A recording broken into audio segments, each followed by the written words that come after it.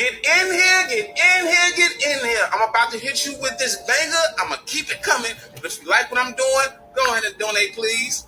If Jesus was born in Bethlehem, right, in Jerusalem, then explain this. Jerusalem, down south. Bethlehem, down south. The Lenape tribe of Delaware was originally called the Moors. And here go the Delaware tribe chief. There's a lot of them in Delaware, so don't go fighting there one of them because they all family. Did you know if you had the MSO title to your car, which is the original vehicle document, they can't put a lien on your car? Yeah, they can't give you no tickets, they can't give you nothing. But without this, you go register your car, they'll put a lien on it by the state. They discovered an ancient mommy, Egyptian mommy, indigenous to Utah in the 1900s. An old newspaper article says Black history is a misnomer. You found a wall in Ohio that's got the 10 Commandments wrote on there in Hebrew letters in Ohio. The Smithsonian did an analogy report. They said they found so many giants in North America that it was ridiculous. They got so many pyramids in Memphis, Tennessee. Well, here go one where a church right here, Memphis, Tennessee, real pyramid that's hidden. They found the Temple of Kefet in North Memphis, Tennessee, as you can see, where the residents had to sign a non-disclosure not to give out the location in North Memphis, Tennessee. We'll continue in Memphis, Tennessee, where ancient ruins, where another church, and North Memphis, Tennessee, where the Doja Pyramid of Kefet. As you can see, Memphis, Tennessee. There's a secret Sphinx in South Memphis, Tennessee, and it's hidden by a golf course, as you can see. Hey, remember we said about that Bible Belt down south? Well, these are the ancient Egyptian cities that's hidden in Memphis, Tennessee, as you can see in yellow. Here go the map. Here's an old article in California. There's a debate on whether they should call you African American or Black. A poster from the World Fair before the Filipinos became Native American, right here. Picture of the 1893 World's Fair Chicago, where they actually had camels. Actually had a language called Tuttonese, short for King Tut language. Thurgood Marshall actually passed the Civil Rights Indian. Peace, peace, peace. We about to get into it. Yep. Wild Indian, yeah. Hey, V, line them up. I'm a wild Indian, you know I go crazy. Ain't really Indian, that boy Fugazi. I just keep it player, you can never play me. You got an ass so fat, girl, let's make a baby. And another one. Then I'm back to the trap, I'm trying to double some. She a bad woke chick and I love her tongue. We some jurisdiction boys, we some one-on-ones. Look, don't compare me to no Martin dog, I'm like Malcolm X. Down by our freedom, we'll leave a crack a stretch. Round of applause, boy, you know we clapping text. Chucky dog, cows play, yeah, nigga, that's what's next. Open up the cans just like Arizona. Pull up mad stuff like we got the Rona. We set up jurisdictions when we by the corner. How you claiming that's your hood and you not the owner? Hey. I just pulled up in the need for speed, free the land. Tell the colonizers that they need to leave. Wild Indian up in my veins, you know how we bleed. You ain't gotta lie about who we is, dog, just keep it G. We at war, we can't keep the peace. Since we at war, gotta keep the peace. Rock a cone, then I meditate. Should I need to breathe? Keep up Olmec head when we slide, dog, cause we the shit. Like my nigga said, bitch, we the sheets. I can't keep the peace. If it pop off, then I want a piece. I'm just on release. I'm in go mode, motherfucker thieves. In these streets like EBT, when we at war, make peace with me. I don't give a damn, understand. Fuck who stole this land, white or black or tan. Understand, it's fuck who stole this land. Might have seen me get little buddy these hands. He wasn't no apple man. Now these dudes is sample man. They full of shit like my ammo can. What they call an N-word out the wrong mouth as an ambulance. Wild Indian, get it in advance, or you can post date it. Ask around, I'm the most hated. Straight sacred, they stole acreage. Yo, ape shit, show weight shit. It won't be televised, I don't take shit. Be the beat, I just pulled up in the need for speed. Free the land, tell the colonizers that they need to leave. Wild Indian up in my veins, you know how we bleed. You ain't gotta lie about who we is, dog, just keep the G. We at war, we can't eat the peas. Since we at war, gotta keep the peas. Whack a cone, then I meditate. Should I need to breathe? Keep an Olmec head when we slide, dog, cause we the sheep.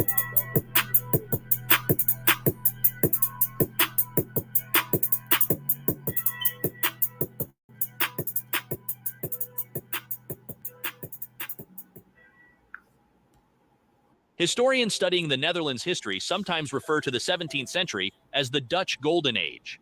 The term refers to an era of unprecedented wealth in the Dutch Republic. Oh man, y'all girl on go mode. Slow down, sis. So, grandest to everybody. You guys are everything. I hope y'all having an awesome morning. Had a great, shift in your thinking overnight, with whatever you went to bed with, and got that off your shoulders and shook it off, woke up with a great day, having everything like really popping for y'all, right? So what I want y'all to do is sit back, relax. I'm gonna show y'all a few things today. We'll be going for hopefully about under 2 hours. I really have some things to do this afternoon.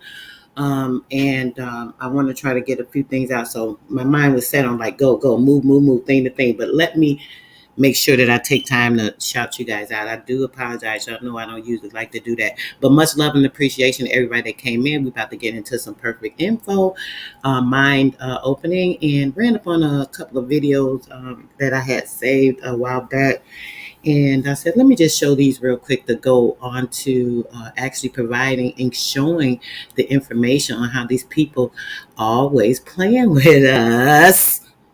But we already won. There's no race. Shit, when we the damn winners, like who could tackle this? Like the power that we got. Come on, man. I don't know why they keep underestimating us.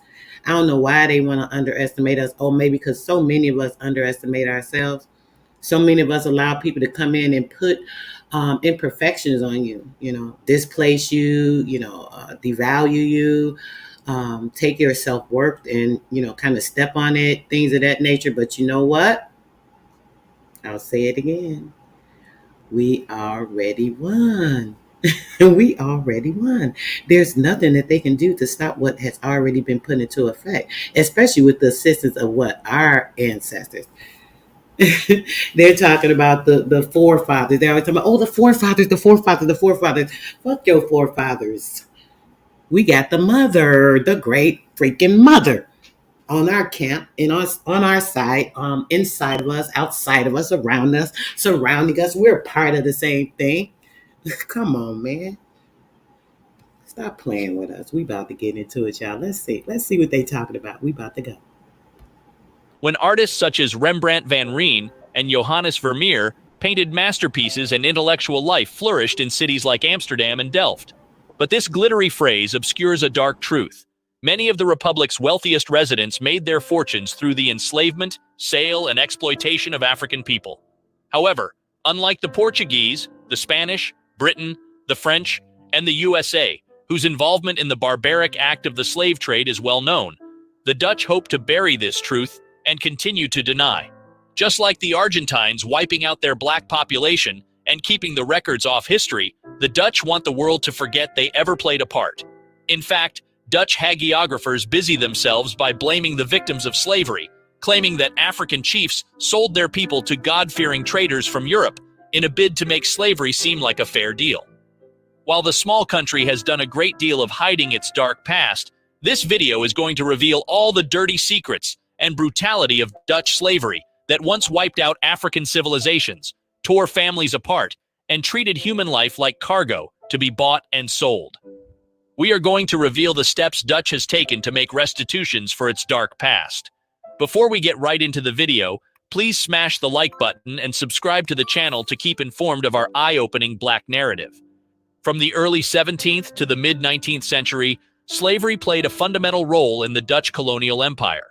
All overseas possessions of the Dutch depended in varying degrees on the labor of slaves who were imported from diverse and often remote areas. Over the past decades, numerous academic publications have shed light on the history of the Dutch Atlantic slave trade and of slavery in the Dutch Americas. These scholarly contributions, in combination with the social and political activism of the descendants of Caribbean slaves, have helped to bring the subject of slavery into the national public debate. The fact that slavery also played a prominent role in the growth of the Dutch East India Company, or VOC, a prosperous organization notorious for its slave crimes, has seemingly been forgotten. This public ignorance merely reflects the state of academic scholarship on the subject. Slavery has never been a fashionable topic among historians of the VOC, and its general absence in the literature is not an exclusively Dutch phenomenon either. Whenever the topic of slavery is discussed in contemporary society, an instinctively defensive reaction has been to claim that it was always a natural and widely accepted institution among human beings, and that even the tolerant Dutch were unaware of its moral wrongs until the abolitionist movement emerged in the late 18th century. A closer look, however, reveals that argumentation is deceiving at best. First of all, the early modern Dutch, and with them most other Europeans, no longer deemed it morally acceptable to enslave fellow Europeans. Apparently, slave status was only fitting for people of African or Asian descent. Fortunately, the past cannot be hidden forever, and several exposures to the history of the Dutch role in slavery have brought about several changes. The ongoing discussions about an official apology for the Dutch role in slavery, the erection of monuments to commemorate that history, and the inclusion of topics of slavery in the first national history canon are all testimony to this increased attention for a troubled past. In June 2013, the Council of Churches was the first to step up and apologize on the 150th anniversary of the abolition of slavery in the Netherlands. In July 2023, Dutch King Willem-Alexander also offered a formal apology for the Netherlands' historic involvement in slavery and the effects that it still has in the present day. This apology came on the 160th anniversary of the legal abolition of slavery in the Netherlands, including its former colonies in the Caribbean. In his speech, Willem-Alexander said that Dutch ships transported more than 600,000 individuals out of Africa and across the Atlantic, 75,000 of whom did not survive the journey. The monarch also commissioned independent research into his family's involvement in the slave trade, with results expected in 2026. According to a study published in early 2023, the House of Orange-Nassau, the royal house of the Netherlands, made around $600 million in today's money from slavery in the Dutch colonies between 1675 and 1770, including shares in the Dutch East India Company gifted to the family. Willem-Alexander's apology comes in the midst of a larger reckoning with the Netherlands' involvement in the slave trade. In 2022, the country's Prime Minister, Mark Rutte, made a similar apology, acknowledging the Dutch state bears responsibility in the Atlantic slave trade and profited from it. The government also announced a fund of more than $200 million to increase awareness and involvement and follow-up regarding the country's legacy of slavery. The Dutch were not only leading participants in the transatlantic slave trade, they were also the cruelest among the slave masters. During the years 1624 to 1763, the Dutch were the most brutal of slave masters. The Dutch slave code was much harsher than the Spanish code. The savagery of the Dutch code is shown by one provision of calculated cruelty: the burning alive of mutinous slaves over a slow fire. The Dutch had no institution comparable to the Spanish audiencia, a tribunal that included 4 judges. The ruthlessness of the Dutch also created a situation that came to a climax in the Berbice slave rebellion. Berbice was a series of Dutch plantations founded in the mid-18th century in what's now Guyana, named for the river along which the plantations were situated. It was also the site of an astonishing slave rebellion in 1763. After enduring the horrors of being captured and surviving the transatlantic crossing, West African slaves brought to Berbice had to toil in the blazing sun for 10 hours a day, 6 days a week, with maybe a day off at Christmas. Disease was rampant, while whippings and torture, even of children, were commonplace. After a localized insurrection was put down in 1762, resentments boiled over a year later. Rebelling slaves began their attacks on a Sunday morning, while the Dutch were at church. The rebelling slaves were led by a man named Coffage. He envisioned a kind of dual state arrangement. The Dutch would stay on their side of the Bourbous River, the now free slaves on the other, and the two sides could even establish trade relations. After over a year of fruitless negotiations with the Dutch, internal divisions, and exhausted spirits, a coup was mounted against the leader, Coffage. In keeping with West African tradition, he would take his own life. Today, a 1763 monument of the slave rebel leader Coffage stands in the Square of the Revolution in the Guyanese capital of Georgetown. The Dutch later interrogated hundreds of the surviving slaves, leaving behind exceedingly rare records that reflect the voices of slaves from over 2.5 centuries ago. In all, 124 people were executed. Some of the condemned were to have every bone broken on the rack with an iron bar before dying from either a mercy blow to the heart or a merciless blow to the skull. Others were to be burned at the stake with a regular fire, which took an hour, or with a small fire, where the victim smoldered alive for 4 hours. Some faced the additional torture of having their flesh ripped with hot pincers. The lucky ones were hanged, their heads staked.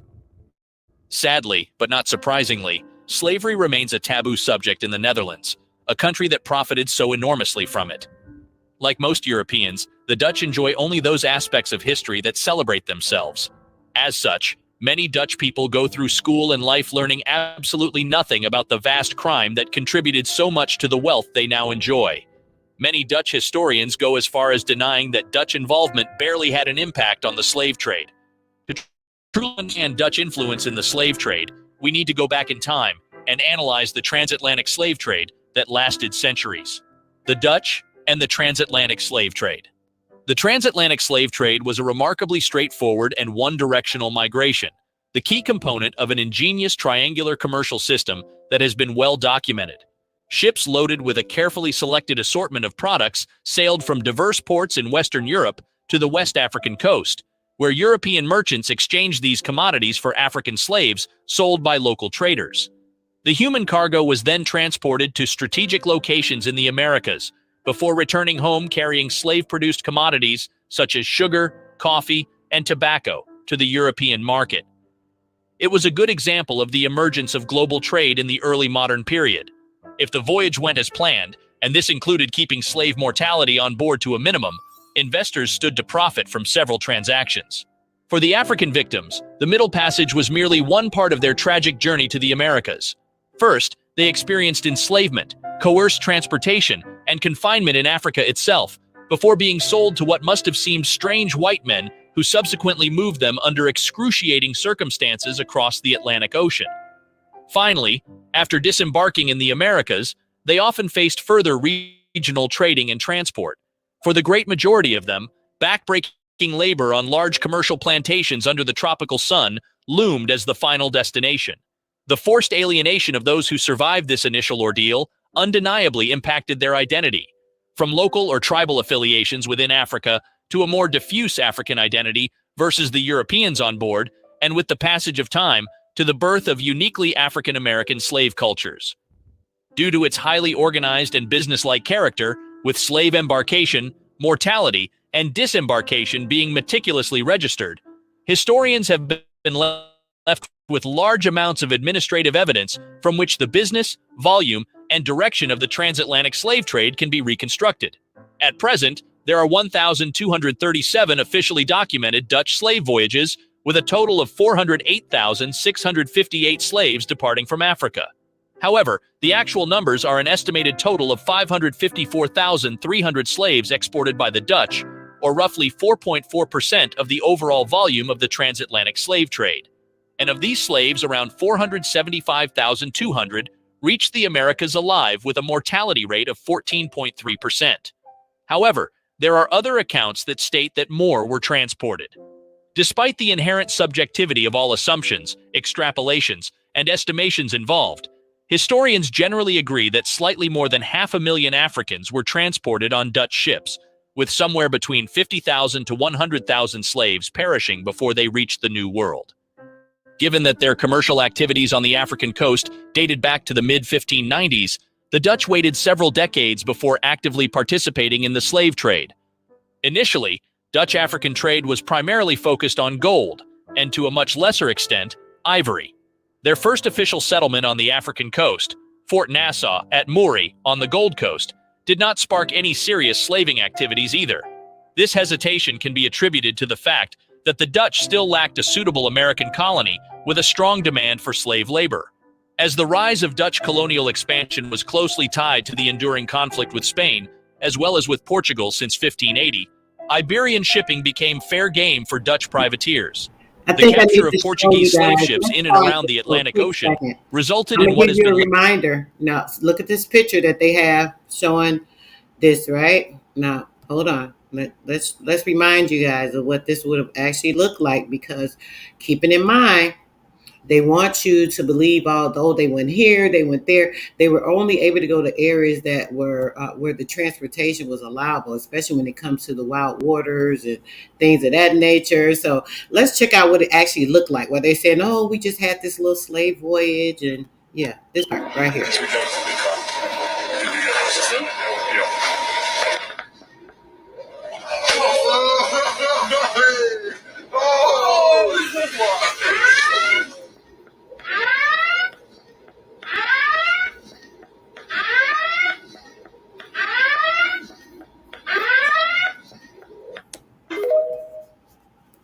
Now, keeping in mind, if they were traveling with these people, and keep in mind, like that video showed you, there were no type of what do you call it, like motors. They didn't have anything to help balancing the ships correctly. They wouldn't have had these things because they didn't have the so-called technology, or did they? That's another question you can ponder on. Did they have technology? They have a lot of technology that they don't let us know that's available. They'll act like it's new. Oh, it just started. And yes, this great guy invented it. Well, damn, didn't y'all do that with everything? Y'all do that with everything that's ours. Everything that's ours, you guys will come out, hey, guess what? Look what we've got. And then what happens? It's some shit that we already damn had. We've been knew about. Y'all just hid it, buried it, burned it up, flooded it out in the town's history, blew up the building of the historical building that we had, created a new one. Then you got another situation where you're talking about, hey, this is what was going on. Okay, based off what y'all did, right? So we know a lot of this stuff is kind of fictitious, right? But we have to pay attention to these stories so that you can actually piece it together, because there's some truth in every lie, right? There has to be a formation of, or a format of something that has to be built when it comes to anything on the foundation of anything. A foundation of truth, a foundation of lies. It's built on something.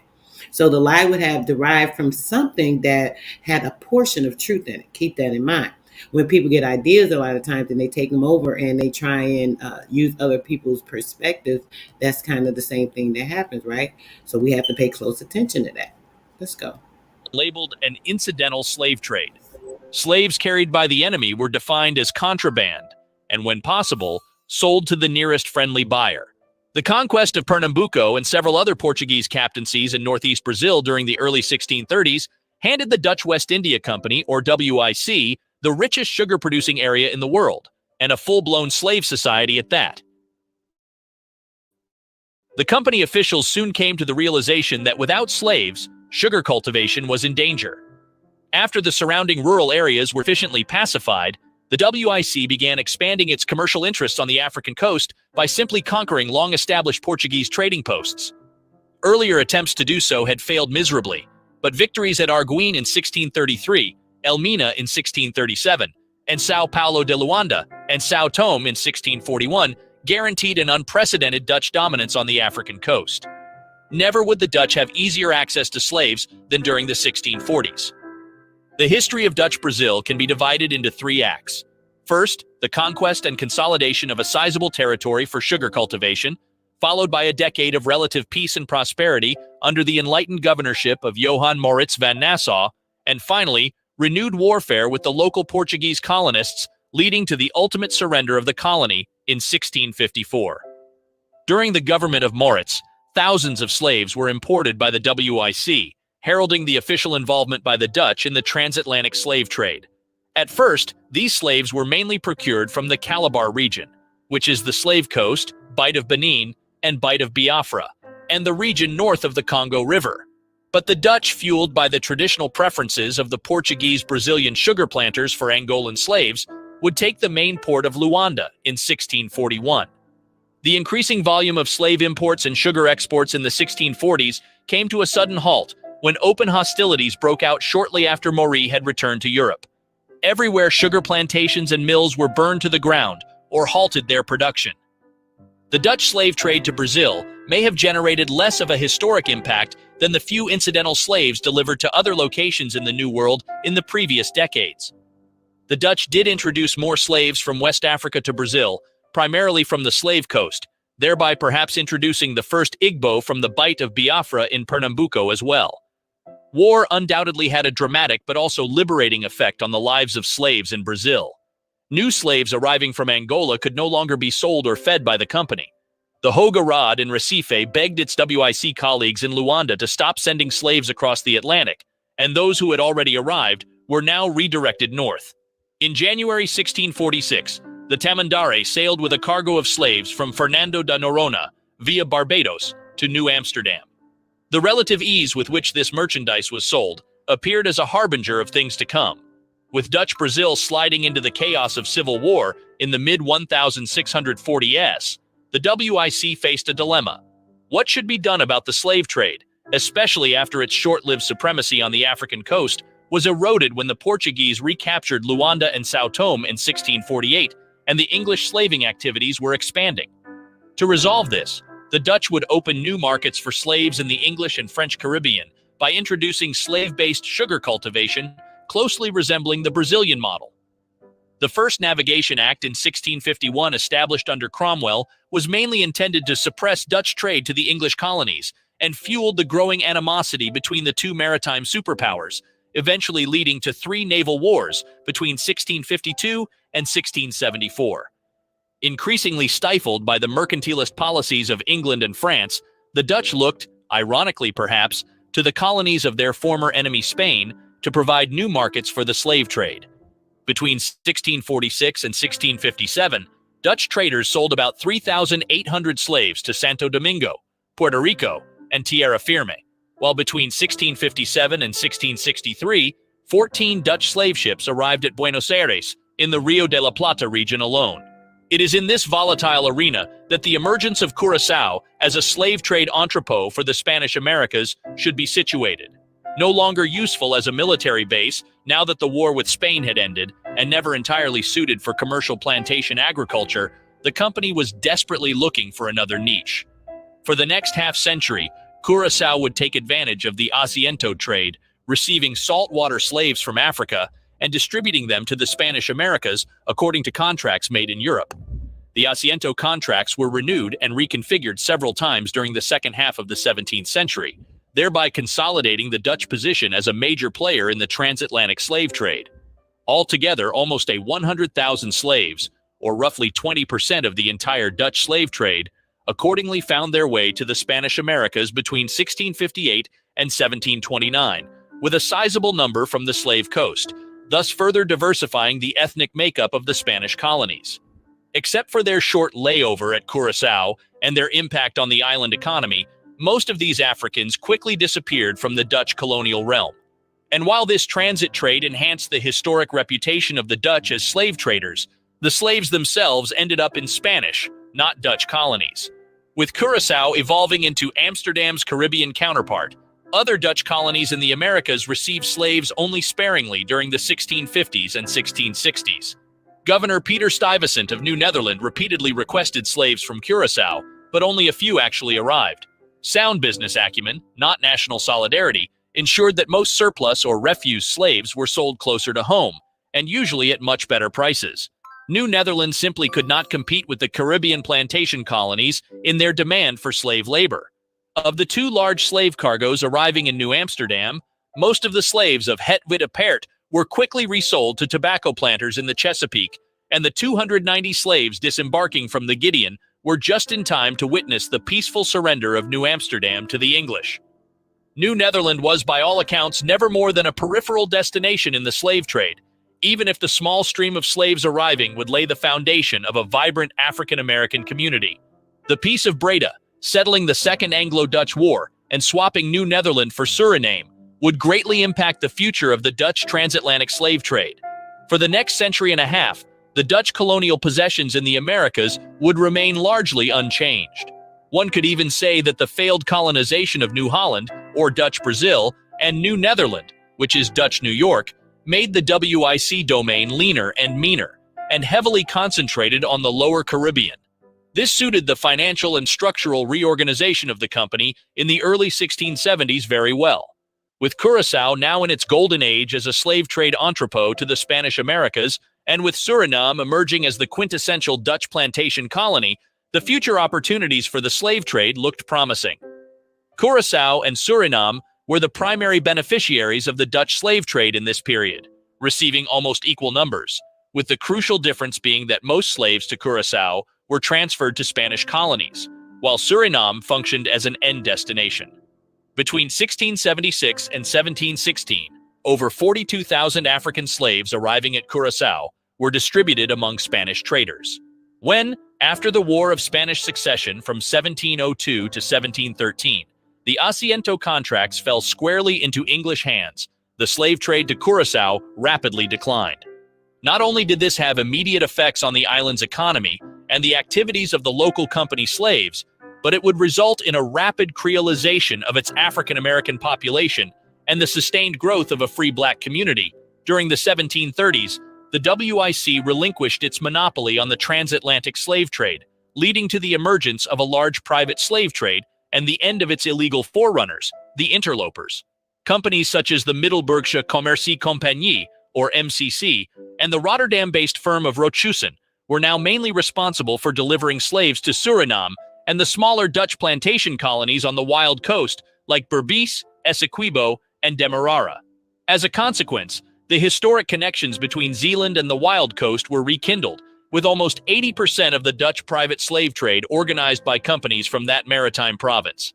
The extent to which this trade expanded dramatically in the mid-18th century, before decreasing just as rapidly during the latter decades, becomes evident due to the state of the Suriname Plantation Society itself, which suffered from a financial crisis and limited profitability, partly related to the continuous resistance of the Maroon communities.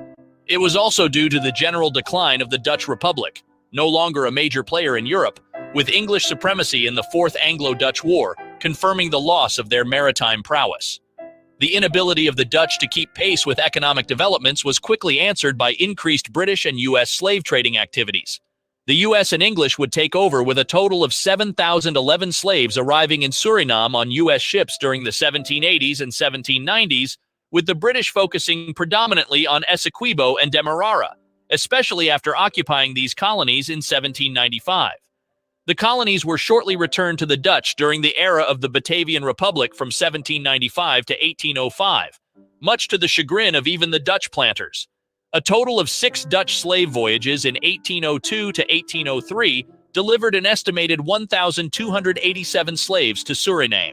More than 6 decades later, slavery would be abolished by the Dutch. While the Netherlands marked formally abolished slavery in 1863, it took another 10 years before the slaves began to enjoy their freedom. Slavery would continue for another decade, as many enslaved people were forced to work on plantations to limit financial losses for the owners. Therefore, many descendants of the slaves consider 1873, not 1863, as the date of abolition. In contrast, England proclaimed abolition in 1834, France in 1848, and the USA in 1865. So, The USA, like literally, is they playing right now? Okay, let's stop this. We about to get into this book real quick. Let's play a little short excerpt.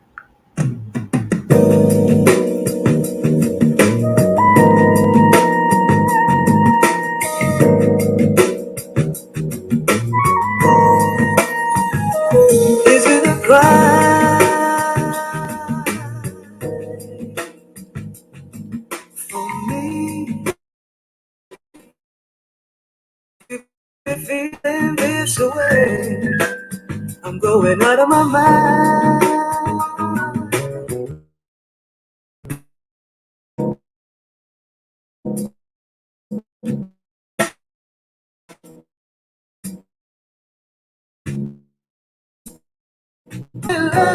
That I'm throwing in the wishing well. Hey. I'm losing control, body and soul. Lost in it. Standing here waiting for a train that may never come. I saw the signs, I read the book. I should have had a second look. But boy, you caught me dreaming. But we woke now, right? We woke. Caught us slipping. They caught us slipping around here, but you know what? We are not playing that game because we on top of it. You know, we already won. As I said, there's no race when it comes to the originals of this land. We are like at the top and at the head. So we about to get into it. We're gonna do an AI reading today. Let's go.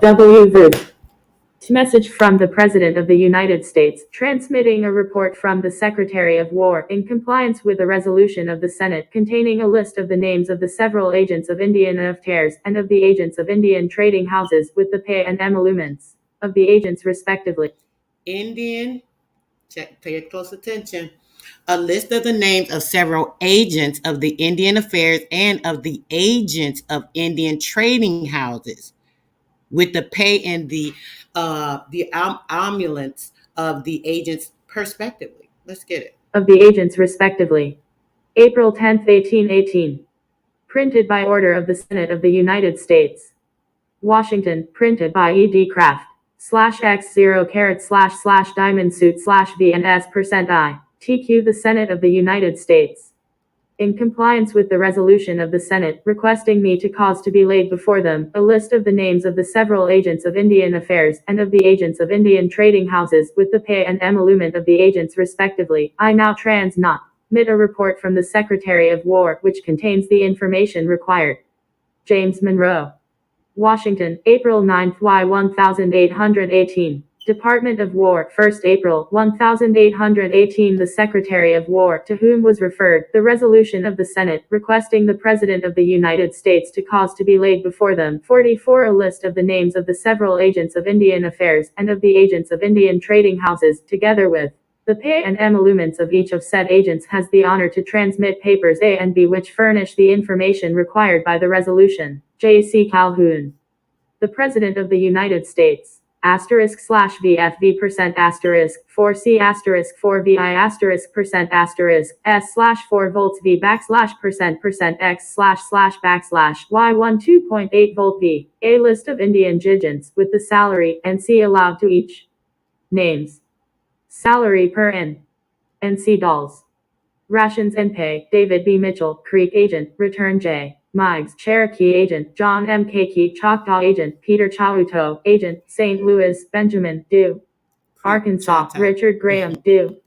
Illinois Territory, Nicholas Builvine, do.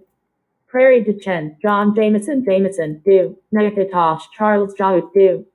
Chicago, John Bowyer, do. Green Bay, William H. Puthoff, do. Mackinac, Thomas Posey, do. Mackinac. Vincennes, Henry Sherburne, Chickasaw agent, bench. Chickasaw. F. Stickney, agent, Fort Wayne, Creek, Ohio. Cherokee, John Chickasaw. Johnston, do. Pika, do. Maurice Blendo, sub-agent. Peoria, Thomas Forsyth, do. Peter. Can you guys hear what she's saying or understand? Just to clarify, if not, I will read it. Y'all know I'm having some sinus issues and I can't stand that. But what's if you guys can hear it, make sure you let me know. If it's fine, put a 1 in the chat. She went over the agents, going over the list, and it's telling you which one were the Chickasaws, Choctaws. They had a couple of agents that were Cherokee, the Creeks, and these were the agents, and it's showing the amount that they were paid: 2,000, 1,000. 1,200, 700, 800, different enumerations. Can you guys hear that? Is everything fine with the sound? All right, I guess it is. Nobody's saying anything. Let's go. Pika, do. Maurice Blendo, sub-agent. Peoria, Thomas Forsyth, do. Peter Menard, do. Manuel Lisa, do. Gabriel Godfrey, do. Whitmore Nags, do. Detroit, John Johnson, do. Fort Madison, Jasper Parish, do. Canandaigua, NY Benjamin Park, do. Philemon Hawkins, do. Samuel Houston, do. Cherokee Nation, David Godfrey Cook, do. Chickasaw, do. 2000 to 1000, 1000 to 1200, 1200, 1.0 C0, 1200 to 1200, 1000 to 1000, 1000. She's reading the amounts. She's reading the amounts now. It's on the part. Roro, what do you mean? I'm going along with what she's reading. So you just gotta pay attention to where it gets to a certain section. Now it's going to the column to the left, so it's not exactly on track. It's on the column to the left. She's reading all the amounts. It was going through all the names. Now it's going over to the column. This column right here is what she's reading. So we just finished the page. You have to go. It's audio reading, so I can't control how she's reading, but you just got to follow what she's saying. Just listen to the amounts. It's going now. It's coming down here, over here, right here, where the amounts. This is all the amounts. Okay, let's see.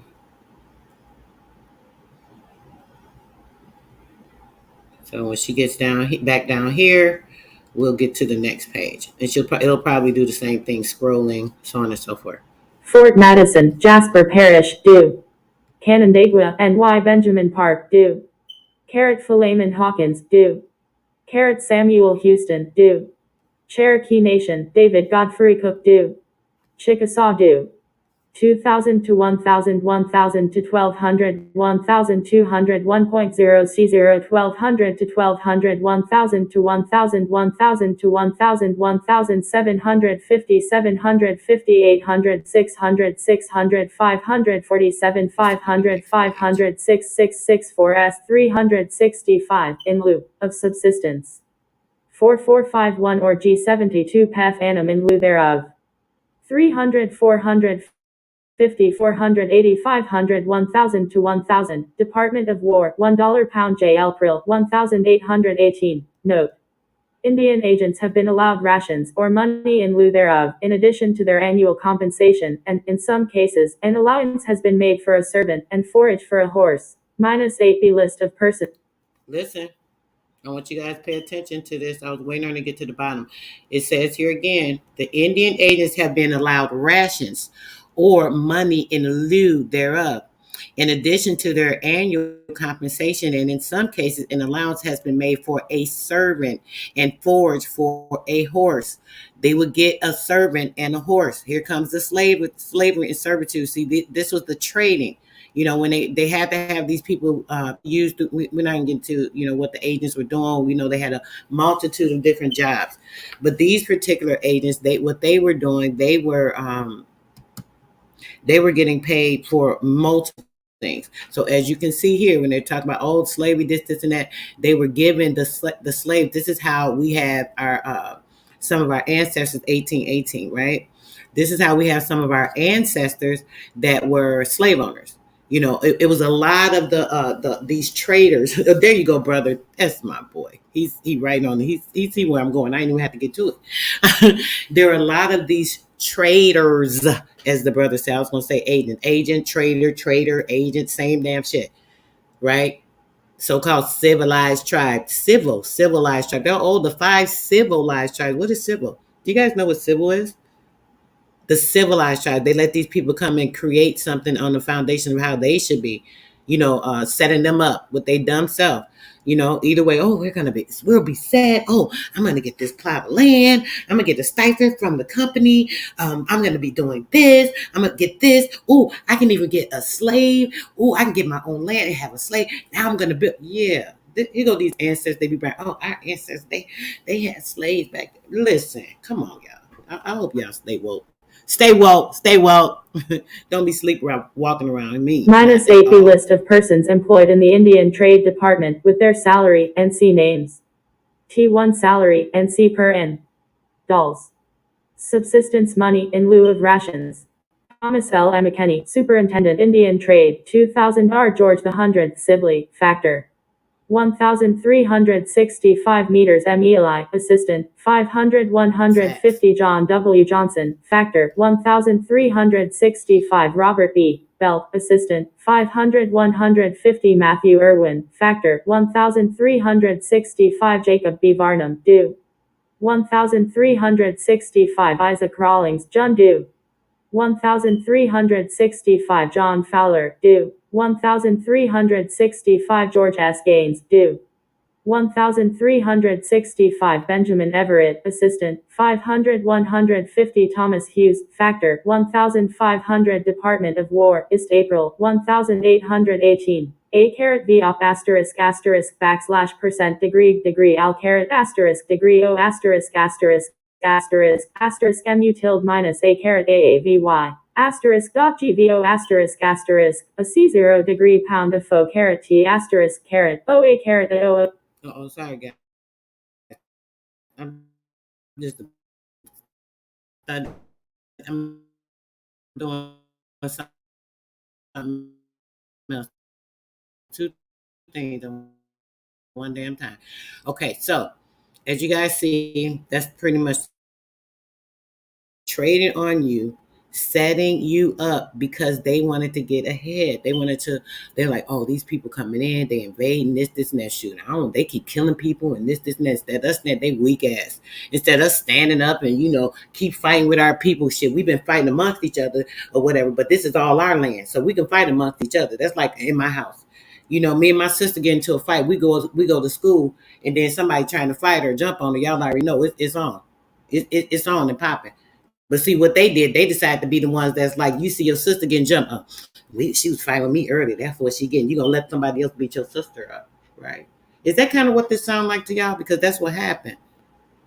So when we playing these games or whatever, let me do this so we can keep moving. I'm going to pull this other video up. Real quick. Oh, actually, let me get another video ready real quick because I'm definitely going to do another document. I want you guys to see as well. I'm doing a couple of things. While I'm doing this, maybe I can play you guys this video real quick. Let me do that so I can just keep it, keep it cool for you guys. Hold on. I got y'all. Let me get, I'm finding and searching what I was looking for. Make sure y'all getting a piece of drip. Make sure you guys I have a build this evening at 6 o'clock. I have a special guest, so make sure you guys are tuning in. We're going to be going over energy and prana healing, so on and so forth. So just, make sure y'all don't miss it. This will probably go on my members only tab after the live, only because certain information, I try to keep off the radar. Y'all might not, I ain't gonna get into it, but yeah, let's just go. Many love me, and many fear me, because I have power by way of the Most High to reveal the truth. There is only 3 degrees. 2 degrees is froze. Water begins to freeze at 32 degrees. At 33 degrees they are walking around like dogs. 32 or 33 degrees is not square. 90 or 360 degrees is square. Once they become 33 degrees they begin to melt or thaw out. They can talk a little, but their freedom of speech has limitations due to them still being under contract. These so-called black Masons worship the so-called white men. They are slaves to the Blue Lodge. Keep in mind, black people can never be free under the label black. White Masons don't respect you. A devil named Albert Pike, who was a Knights of Templar and one of the founders of the Ku Klux Klan. He worked for the Pope of Rome and the Queen Victoria. This dude was a wicked wizard from the East. Albert Pike, who is one of the founders of so-called white Masonry for Caucasians in America. When men wished to become Masons in the new nation, the existing members of the lodge had to vote unanimously to accept the petitioner. If any one so-called white member voted against a so-called black petitioner, that person would be rejected. In a letter by General Albert Pike to his brother in 1875, he said, "I am not inclined to meddle in the matter. I took my obligations to white men, not to niggas. When I have to accept niggas as brothers or leave Masonry, I shall leave it. He said that all black, and I quote, nigga masonry is clandestine. Clandestine masonry is a term that is used in masonry to describe a grand lodge, or individual that is not regular or recognized by Caucasian masonry. So, some black masons are slaves to the Blue Lodge, ran by Caucasians. Clandestine is really defined as an operation. They don't even know what a real mason is. Military operation carried out in such a way that the operation goes unnoticed by the general population or specific enemy forces. Clandestine really means to be kept secret or done secretively, especially because illicit. Clandestine also breaks down to the clan that is destined. The 15th elder. These so-called Caucasians and so-called black masons call African masonry, which is the craft of Amen Ray, and Moorish masonry, clandestine. What they are really saying is it's kept secret from them. Only Nubians can be part of the craft. You have to come from the Nubian's womb to be of the craft of Amen Ray. No so-called white man can ever be a real master mason. Really, the Moors are the real white men. Albert Pike wrote another letter detailing how the Luciferians would take over the world. Keep in mind, Albert Pike was a devil hiding in Freemasonry. They want to make Freemasonry look evil and like it came from the devil. He found this letter, and it reads, "The First World War must be brought about in order to permit the Illuminati to overthrow the power of the Tsars or Kartsars in Russia, who are one sect of the so-called Jewish people, and we must make that country a fortress of atheistic communism." Note: communism is a philosophical, social, political, and economic ideology and movement whose ultimate goal is the establishment of a communist society, namely a socio-economic order structured upon the ideas of common ownership of the means of production and the absence of social classes, money, and the state. In short, to sum it up, total world domination. A group of people living in the same place or having a particular characteristic in common. He goes on to say, the divergences caused by the agents of the Illuminati between the British and Germanic empires will be used to foment this war. Really, agents of truth versus agents of religious control. At the end of the war, communism will be built and used in order to destroy the other governments and in order to weaken the religions. Many so-called black leaders were used to promote this without knowing it. Most of them were 32 degrees Freemason. This has already happened. Less people go to religious meetings nowadays. The Second World War must be fomented by taking advantage of the differences between the fascists and the political Zionists. Fascism is a form of far-right, authoritarian ultranationalism characterized by dictatorial power, forcible suppression of opposition, and strong regimentation of society and of the economy, which came to prominence in early 20th century Europe.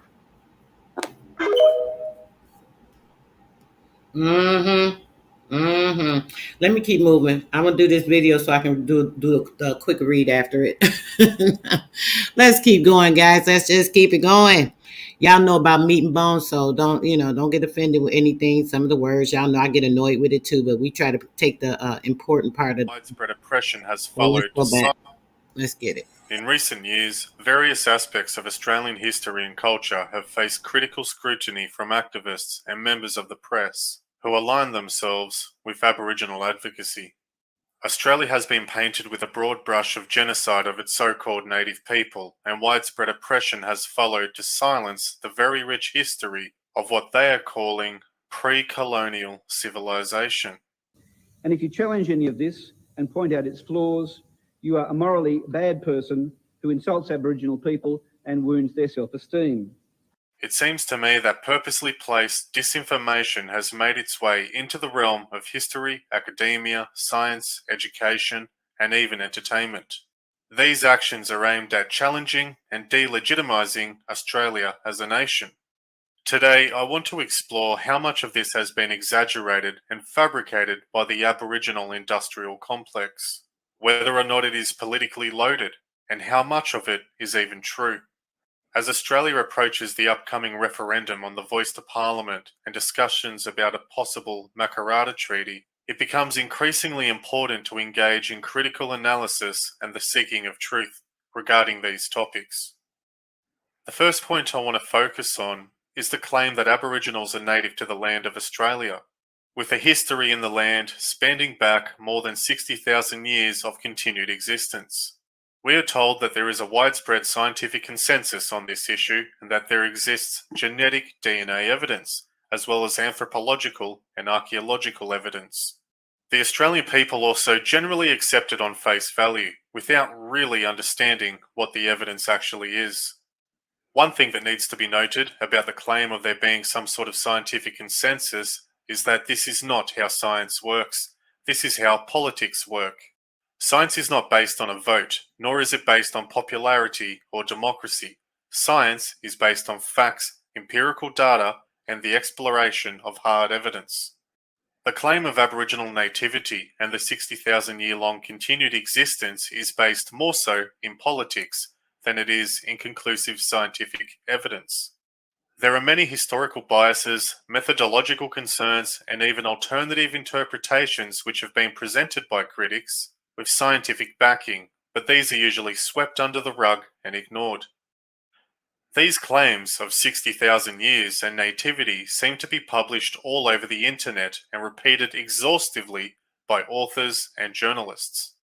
So what is the actual scientific evidence behind the claim of Aboriginals being native to the land and having a continued existence for more than 60,000 years? Upon closer examination, the foundation of this narrative appears to rest in three key focal points. There is a reference to a genetic study commissioned by the Australian Research Council on behalf of the University of Adelaide in 2014. Yet accessing this study presents considerable challenges, with links frequently missing, broken, or obscured behind a paywall requiring a $30 fee. Fortunately, I was able to acquire a PDF copy of this study through alternative means. When you read back the abstract and conclusions of this study, the entire premise is based on DNA in hair samples collected from 111 people, 44 being Aboriginal people, across Australia in the early to mid-1900s. How much of the Aboriginal DNA was pure, admixture, or the result of miscegenation is not even mentioned or considered in this study. In the first few pages of this study breakdown, they openly admit that their findings are based on theoretical calculations, on theoretical timelines, in a theoretical molecular clock. Quote, "The timing of human arrival in Australia was estimated using the age of the most recent common ancestor, TMRCA. For the different Australian-only haplogroups, calculated using a molecular clock with substitution rates calibrated with ancient European and Asian mitogenomes. Although these TMRCA values are likely to be minimal estimates, given the limited sampling, they group in a narrow window of time." Unquote. The scientists concluded that the mitochondrial DNA tracing showed that the Aboriginal people of Australia have genetic ties and are related to other Melanesian people of the Indian Ocean, with their closest relative being the people of Papua New Guinea. They also claim that Aboriginals must have been here for 50,000 years, because that's how long ago they estimate the land masses between Australia and Papua have been separated by ocean water, isolating the Aboriginals from other land masses of the Indian Ocean. This comprehensive study was initiated with funding from individuals who possessed a pre-existing historical bias and a clear political agenda. Despite being bestowed with numerous awards, the study's findings remain speculative at best, as acknowledged by the scientists themselves, who based their conclusions on theory and calculations rather than concrete, irrefutable evidence. There were many critics who claimed that the sample sizes were too small or that the data interpretation was flawed, leading to inaccurate conclusions. There were others who showed that the presence of ancient DNA in the region could be equally attributed to interactions with neighbouring populations rather than a continuous occupation by the same ancestral group. In fact, it seems more likely interactions with other lands took place since there are so many accounts of people arriving prior to the English. In some instances, there have been controversies or debates within the scientific community about specific archaeological findings. The voices of these critics have regrettably been overlooked. The second point of focus used as evidence is the anthropological research, which we have already touched on. The fact that Papua and Australia is separated by water, and the notion that Aboriginals don't use boats. Alternative theories have been formulated by scientists who have done their own studies on the matter, but these were never popularized in Australia. Like the Max Planck Institute for Evolutionary Anthropology in Germany, which found Indian and Mananwan populations made contact with the Australian continent only a few thousand years ago, which have genetic links to the Aboriginal people of today. Other points worthy of consideration comes to the diary logs of Captain James Cook himself, who employed the help of a man from Tahiti, who showed that people of the Indian Ocean had already visited Australia and were already familiar with sea travel and the use of star navigation. This indicates that it's very possible tribes from the Indian Ocean didn't necessarily walk across Papua to Australia 50,000 years ago or 60,000 years ago. They very well could have travelled here by boat or raft only a few thousand years ago. Professor Satish Kumar is currently serving as the Professor and Dean of School of Forensic Science at the National Forensic Science University in India. Upon many years of genetic testing and research, he concluded that there was in fact a genetic link between Aboriginals and Indian people. He claims the mitochondrial DNA shared between the M42 haplogroups were found exclusively in pre-Dravidian Indians and Australian Aboriginals, and nowhere else in the world. He believes that prior to the Aboriginals of Australia arriving a few thousand years ago, that there were pygmy people. With reference in the Atlas of Foreign Countries, written between 265 and 316 AD, Chinese sea captains describe the mysterious Great South Land being inhabited by a race of 1 metre tall pygmies. Frank and Alexander Jardine settled Cape York, recorded that they've witnessed metre tall pygmies being hunted down like kangaroos by taller Aboriginals. In the 1400s and the 1500s, Dutch and Portuguese sailors, sighting the Western Australian coastlines, noted tall natives in warfare chasing and killing hordes of little native peoples. There seem to be more than a few historical primary citations which mention a race of pygmies pre-existing Aboriginals, and even being hunted down to extinction by the Aboriginals. It's very possible that the Aboriginals in Australia today are not native to the land and may have actually killed off the actual native indigenous pygmies of Australia.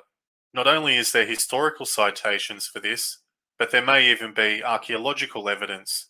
There has been the discovery of ancient endokarst skulls, which have a different physiognomy and phenotypical skull shape to the Aboriginals.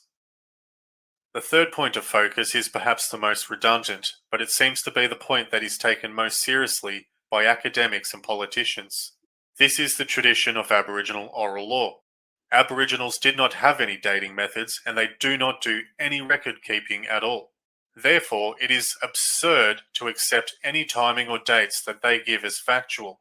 All accounts of the Indigenous history rely on oral traditions and stories passed down through generations.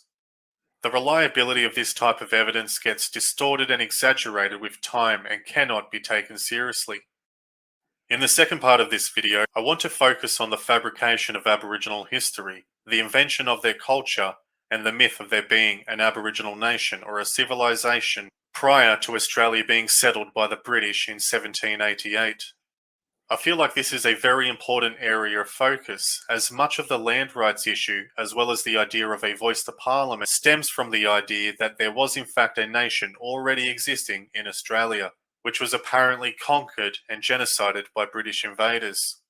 There has already been a great deal of work and research done into these topics by people like Keith Wintershuttle and the Honourable Arthur A. Calwell, who have written books on Australia's history and the fraud of Aboriginal history, as well as Andrew Bolt, reporter at Sky News, who has been reporting on the exaggerations and distortions of Aboriginal history being used as an agenda of politically motivated people for over a decade.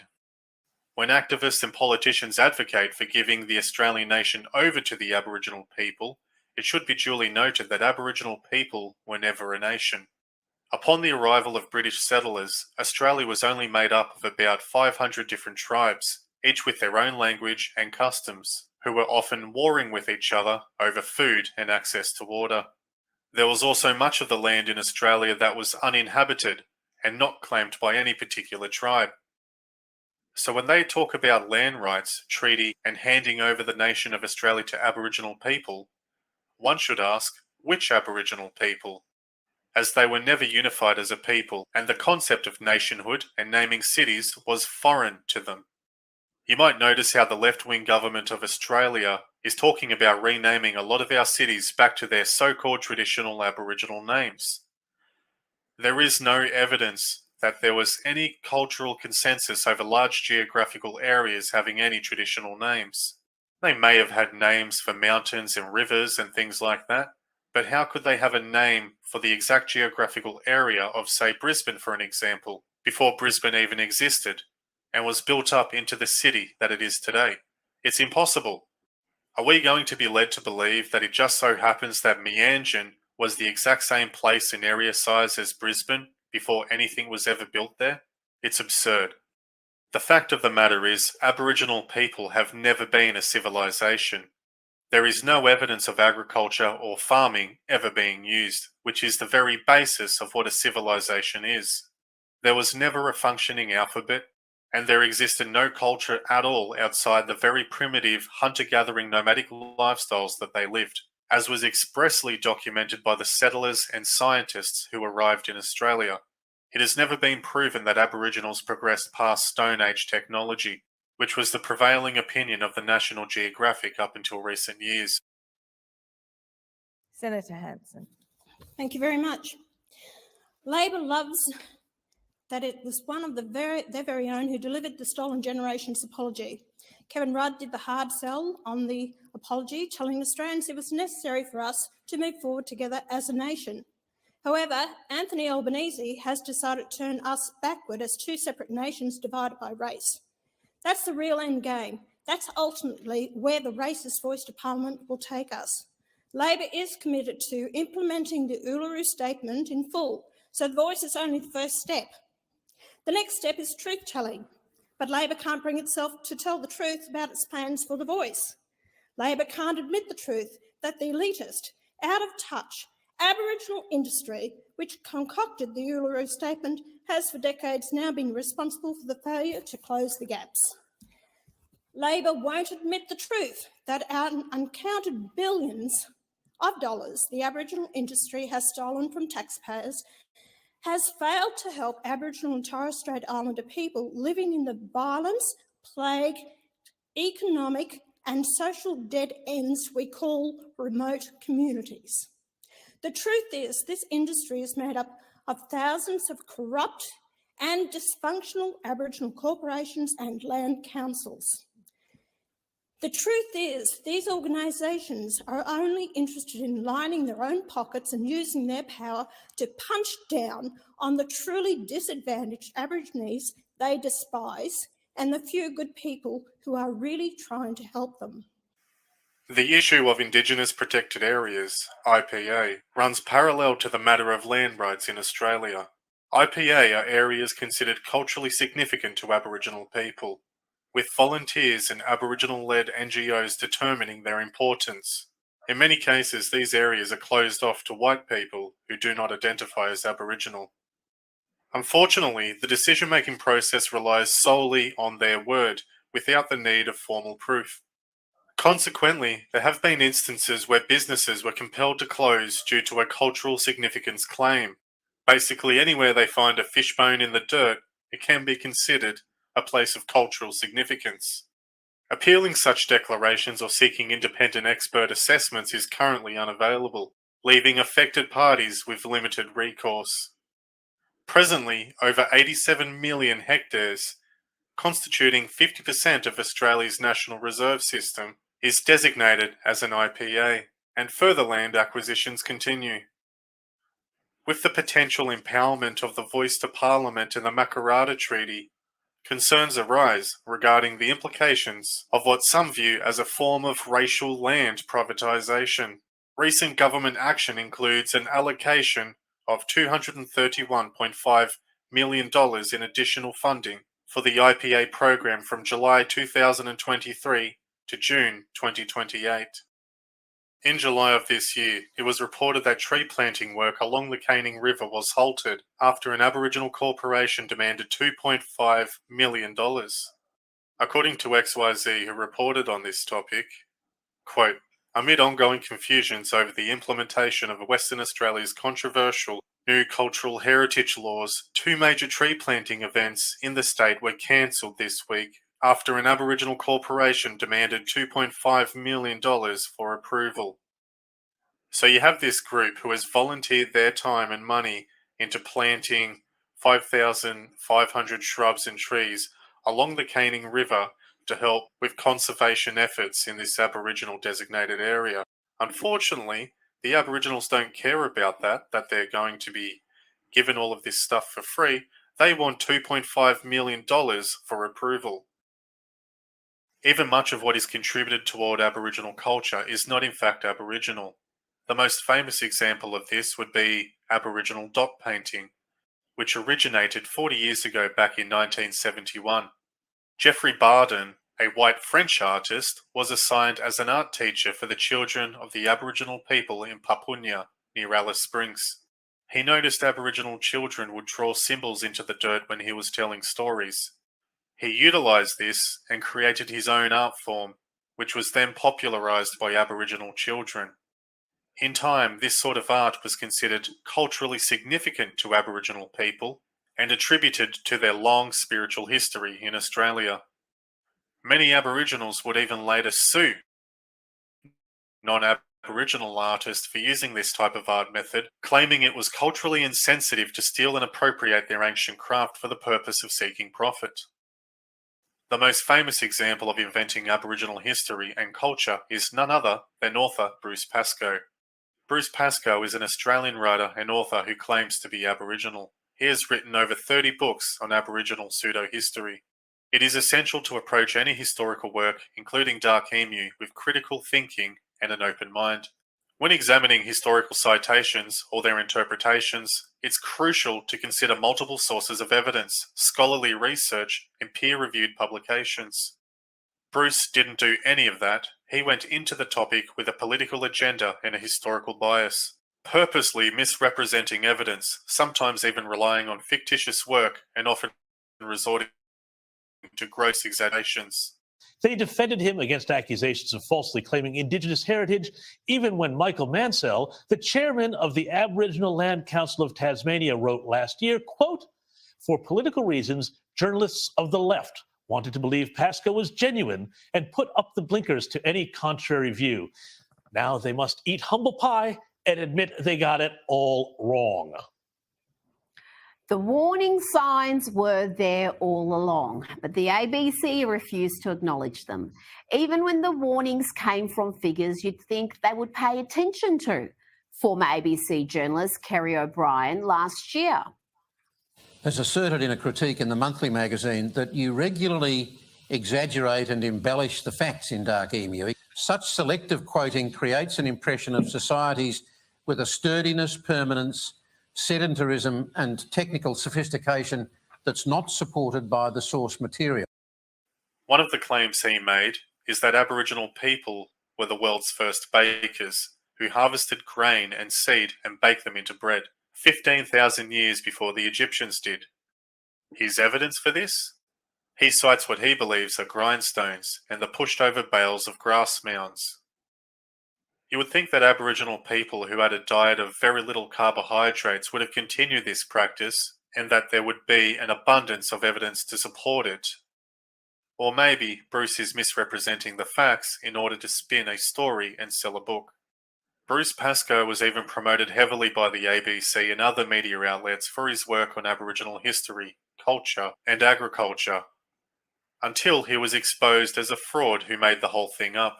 Dark Emu. Now, this is a beautifully grounded history, a real game changer. And pre-colonial Indigenous societies actually farmed the land and had a system of democracy which ensured peace across the continent. Was a thriving Indigenous culture with technology, settlements and agriculture. Indigenous communities were so tied to the land, they built houses, they grew crops, they irrigated them. It's not the story that we're used to. There are not many books that change the way people think, that actually shift ideas. Bruce Pascoe's Dark Emu is one of those books.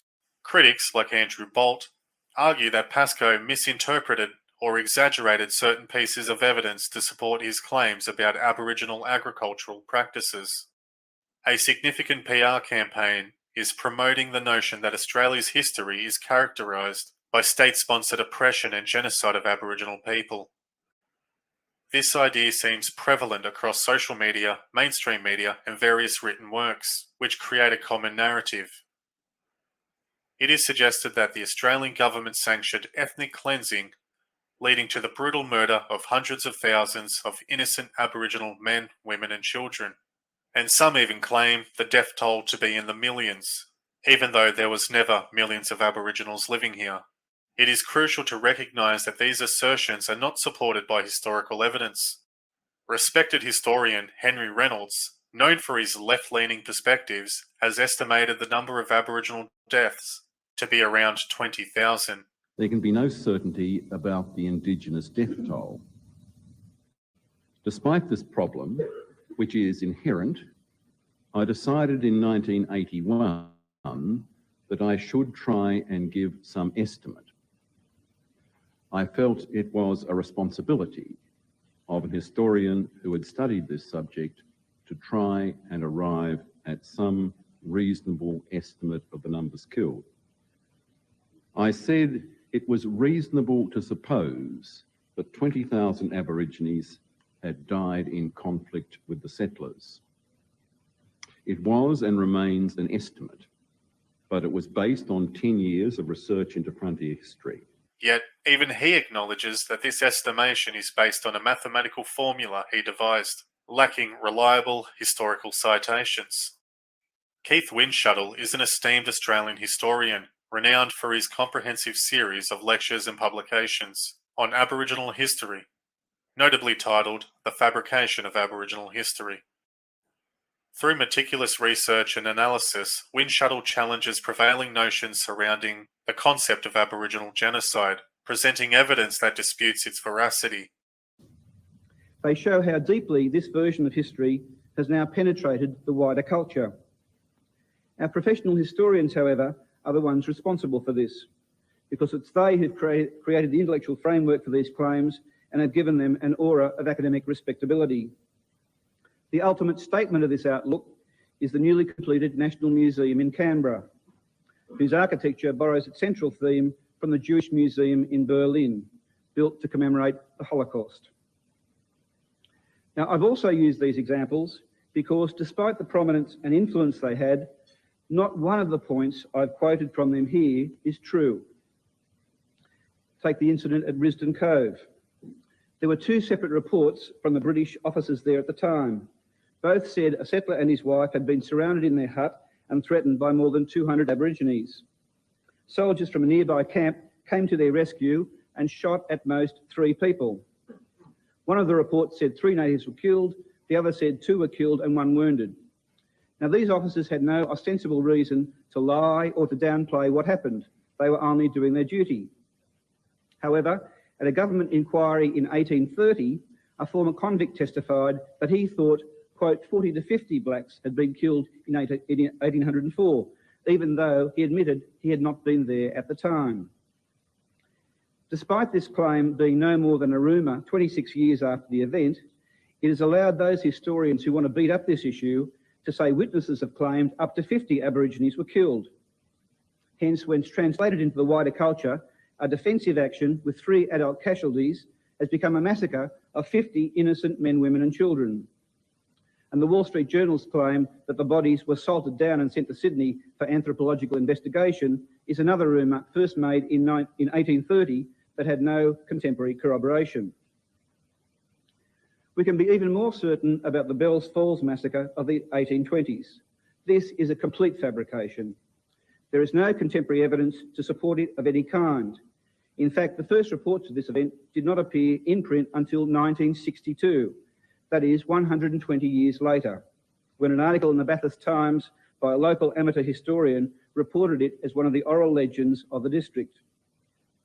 Even though the story was nothing more than a folk myth, this did not stop it being taken up and reproduced in 2 1988 books, Blood on the Wattle by the journalist Bruce Elder and 6 Australian Battlefields by the noted scholar Al Grasby. In 1989, Mary Coe's book, Windradine, a Wiradjuri Koori, published by the Aboriginal Studies Press, claimed this story as part of ancient Aboriginal tradition. And the film I mentioned for school children above is from this book. The event at Forest River in 1926, described by Ben Kiernan as one of the hundreds of massacres that took place in the 20th century, has more plausibility. A Royal Commission found that 2 police, while on the hunt for an Aboriginal who had murdered a pastoralist, had themselves shot 11 natives in their custody and burnt their remains beyond recognition. Until recently, historians had no good reasons to doubt their findings. However, in 1999, the Perth journalist Rod Moran, in his book Massacre Myth, published a detailed analysis of the evidence to the Royal Commission and proved beyond reasonable doubt that no such killings ever took place. There were no eyewitnesses, no forensic evidence of human beings killed, and no ballistic evidence, no bullets. Moran produced a medical officer's analysis made at the time and largely ignored by later commentators that charred bones found at some campsites were not of human origin or were of indeterminate origin, and they were probably the remains of animals cooked over campfires. The figure of 100 dead at Forest River, cited by both Ben Kiernan and Henry Reynolds, comes from Aboriginal oral history collected in the 1970s, that is 50 years later. However, the man whose observations the West Australian Museum claims to be those of a survivor was never at Forest River in this period.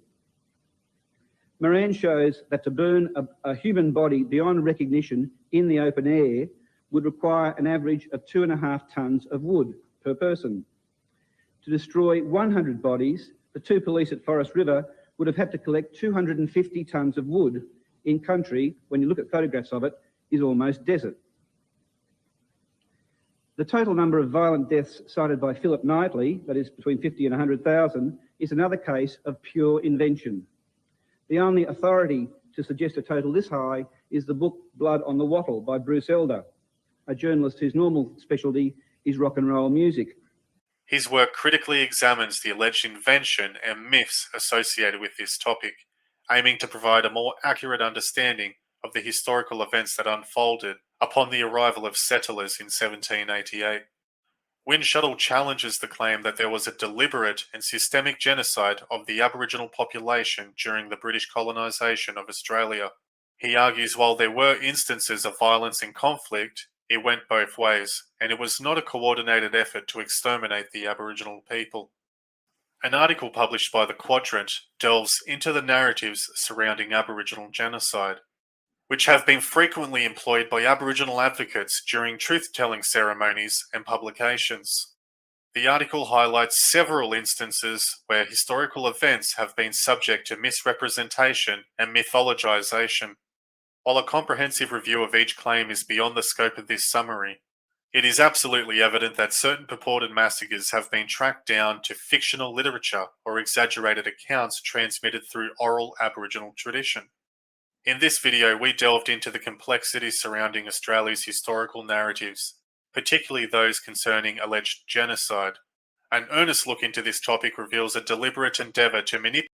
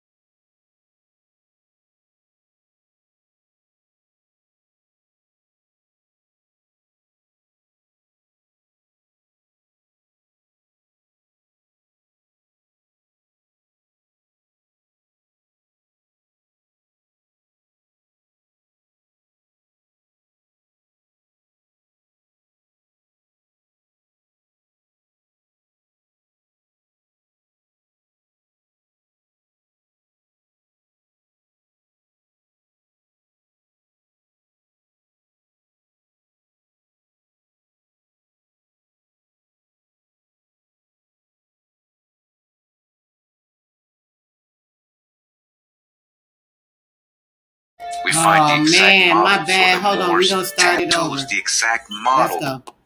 Behind me is a place called Indian Mound, which is actually home to the Rockefellers, and I'm here investigating a mystery that most people have never heard before. This mystery has been shrouded in secrecy for almost 100 years. Before a tribe of Indians that don't exist anymore. And that tribe was called the Timucas. And I said, well, that's interesting. My name's Tim. And anyway, I didn't know anything about the Timucas. I'm from Oklahoma. I've learned a lot of Native history, and I have some Native bloodline, but I did not know anything about the Timucas. So I just asked him, please tell me everything that you can tell me about them. There's something about the natives that I feel like I need to know. So he said, well, the Jekyll Island Club was actually built on top of everything that the Indians had. So they just kind of wiped the village out and built the club on top of it. So wherever the chief's house was, there was a cottage now. Wherever the council house was, there was now the Jekyll Island Hotel. And he said everything that's built and visible today is actually sitting right on top of something that was significant in the Indian village when they were back in the article. I'm going to read down here. It says, in the splendor of Dresden, it is mentioned, following a suggestion I had made to Joachim Munchausen, that the Moor's tattoos and feather crown were taken from contemporary illustrations of travel accounts, and that the figure is supposed to represent an American Indian, okay?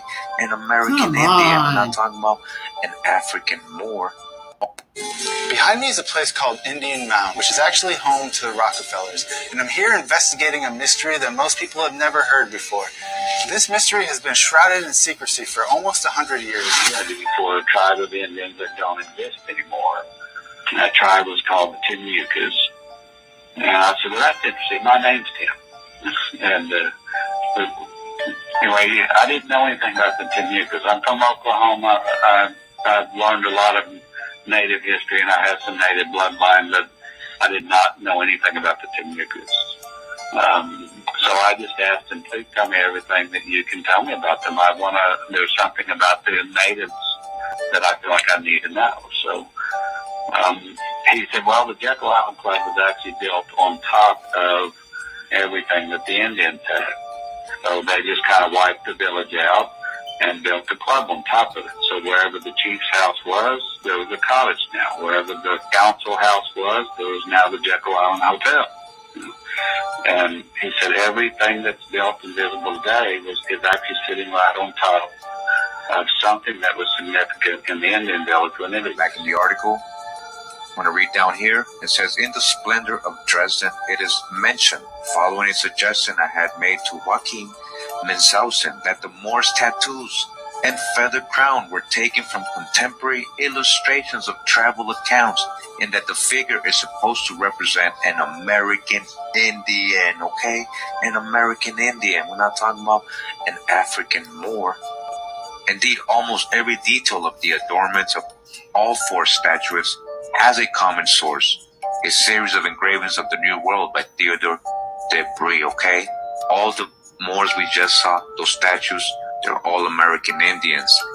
Among Debris' illustrations to René de Lanaudière's report about the abortive French settlement in Florida in 1564, we find the exact model for the Moors' tattoos, the exact model, again, the exact model for the Moors' tattoo in those of the powerful king called Saturiona.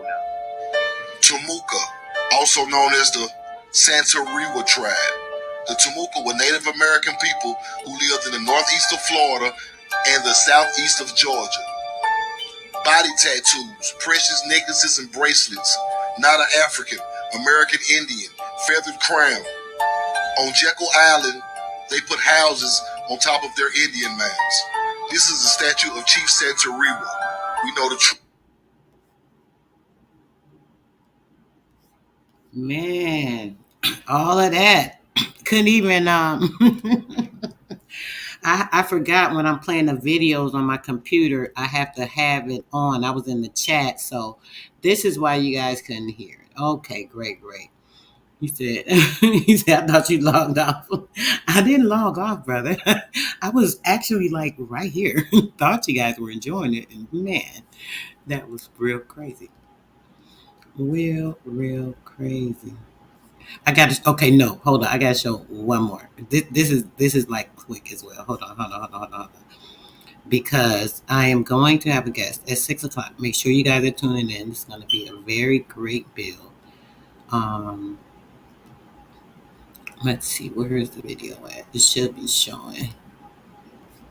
Hold on, let me find it real quick because it's like 2 minutes or something of the sort. All right, here we go. I think this is it.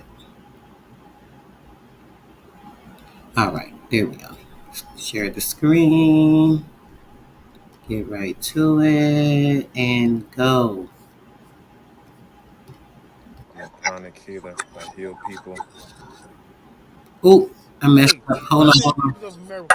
You need to listen up. Let me show you why they had your history of America. Have you heard about the two pillars of Methuselah, which Noah and Shem, the year before the flood, learned the history of the world? And it was 77 years after the flood where they learned the history of America. But this is made out of concrete. This is made out of wood.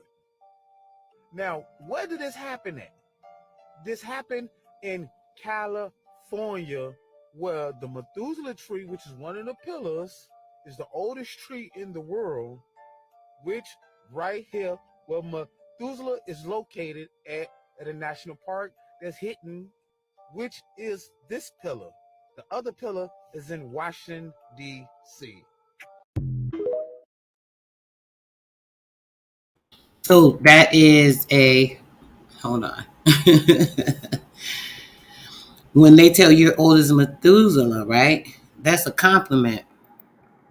I'll say it's a compliment. That's in reference to who we are, right? Here in the Americas, the oldest thing popping, the original, nothing better, nothing like for real, like seriously. It like get crazy when we think about the actuality of this truth, right? Now, where is it? Okay, let's go. That gentleman that we just watched will be streaming live with me tomorrow at 5. This gentleman, let's see attention. Let's hope I can get it shared without messing it up.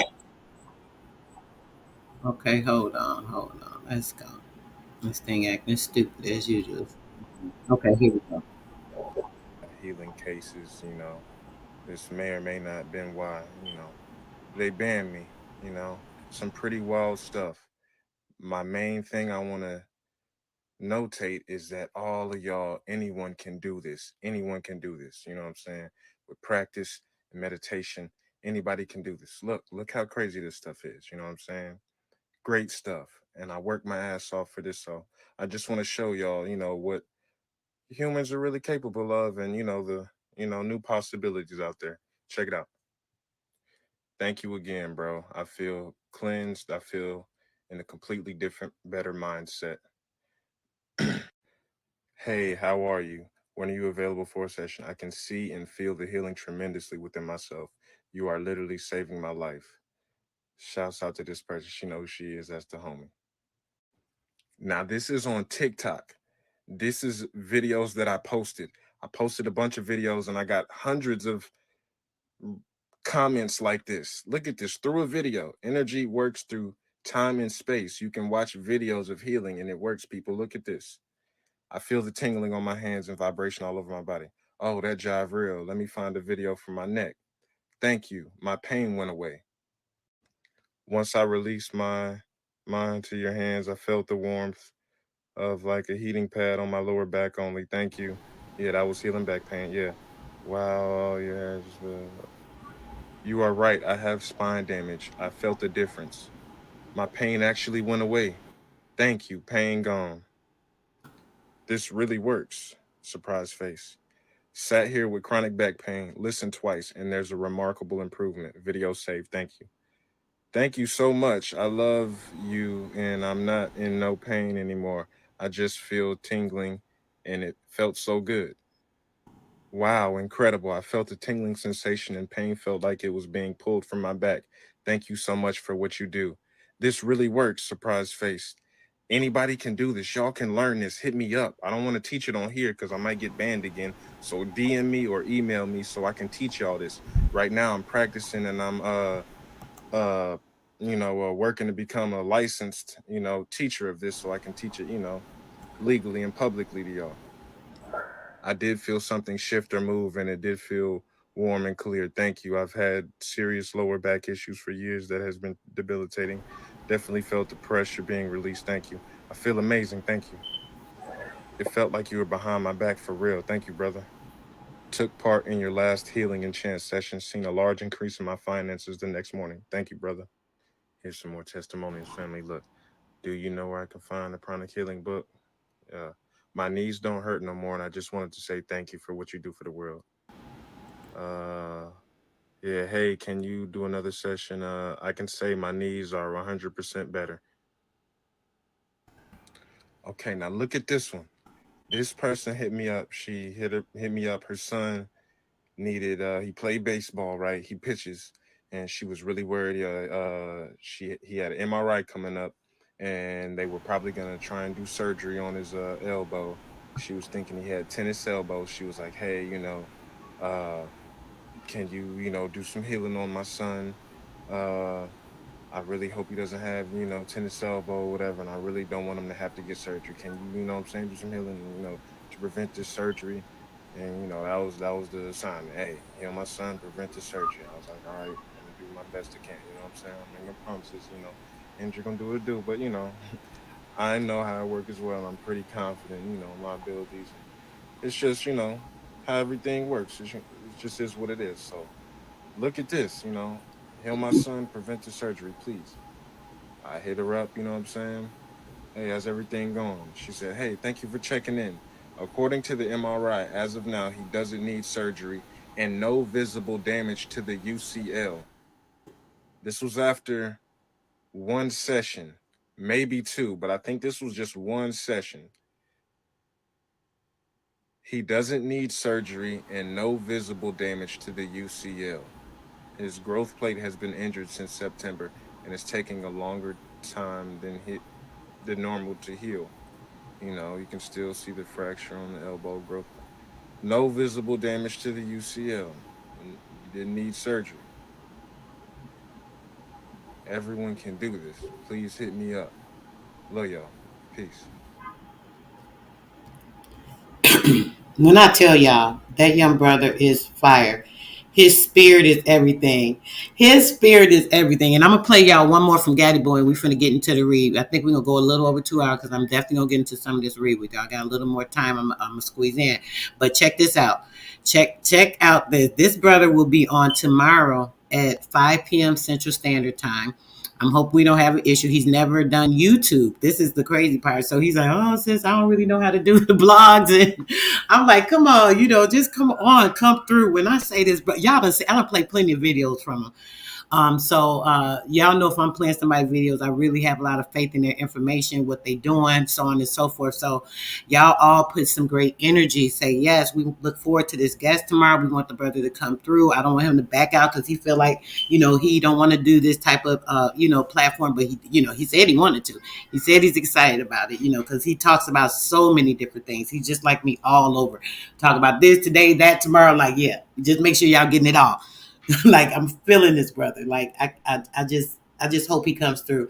I'm hoping it'll be a great conversation, and he's not a little nervous or anything, but I'm so looking forward to it. But yeah, check this out.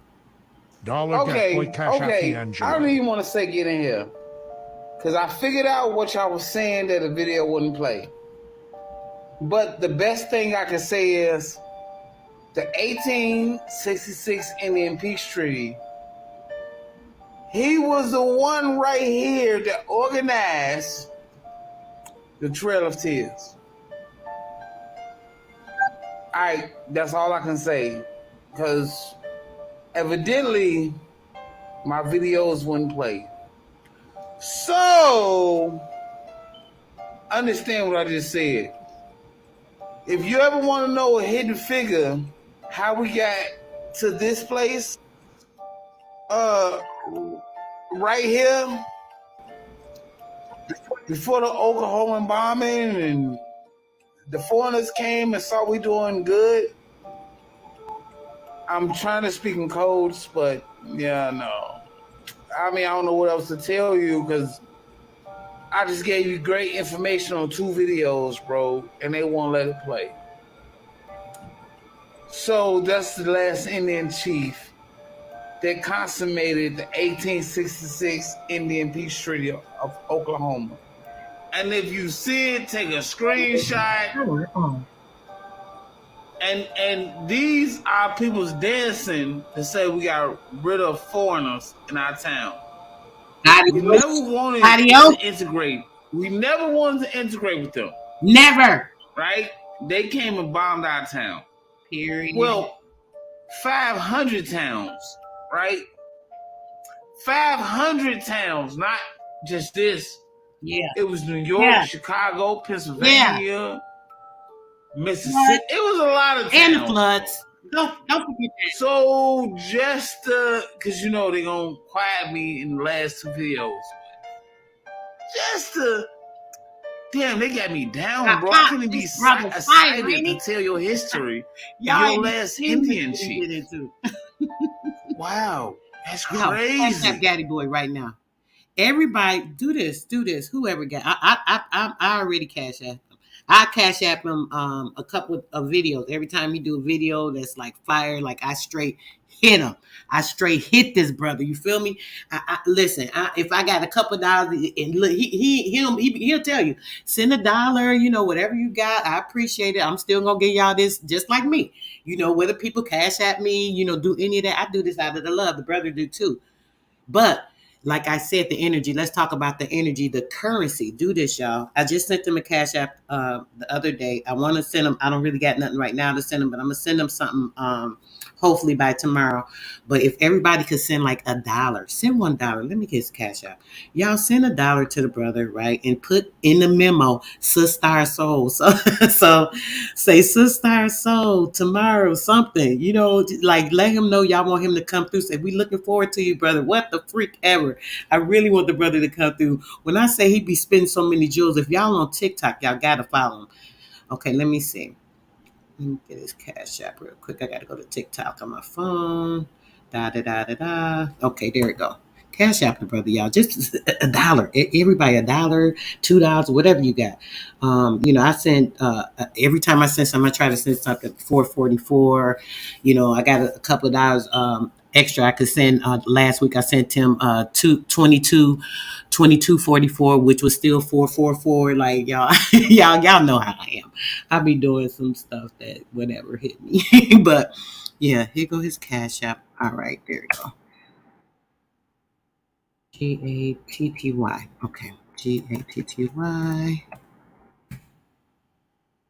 Cash app is young brother. Anything, y'all, and just put in say come through, Sister Soul, something. Just be like, we looking forward to your build, something. Like, come on, y'all, let's do that. Put 5 on it, bro. Come on, come through, bro. This bro, when I tell you, if anybody on TikTok and y'all done seen his builds, y'all already know. Y'all already know how the little brother get down. He just goes in. He don't be playing. He'll be playing.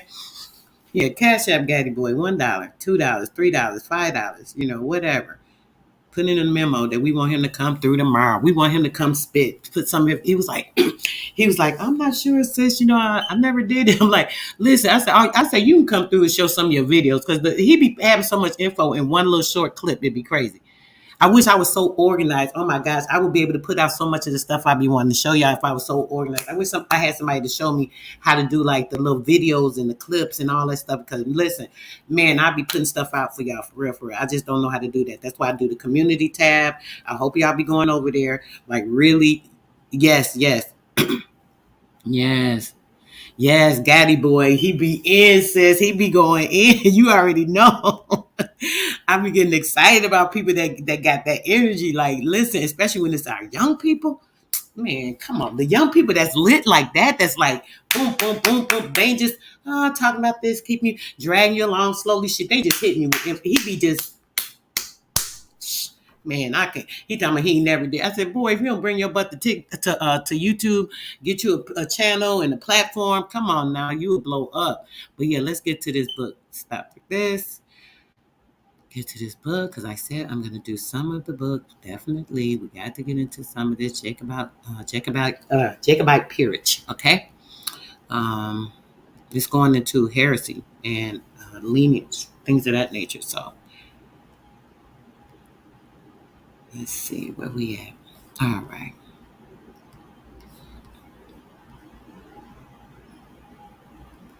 All right, let's see. Okay, so the Jacobite peerage, the baronetage and the knightage and the grants of honor. Grants of honor. Sounds interesting, huh?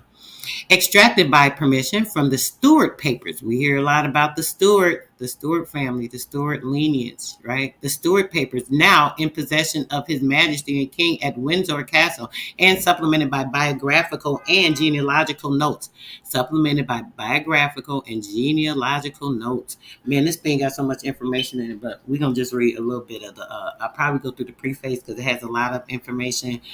And I'll show you guys some of the things in the chapters and go on from there. Okay. Now, let's get into it. This is a crest. This is a crest. Fire crest, right? Fire. Fire crest. Okay, let's see. The contents. They have the English titles. They have the Scottish titles. They have the Irish titles. Peerage and the baronetage of everything is in part 1. Part 2 is the Knights of Carter, Knights of Thistle, Knights of Noblesse, etc. I have a declaration. I'm sorry, the declarations. I have a book of declarations. I'm going to go over, and it has this in these the declarations that are in here and that.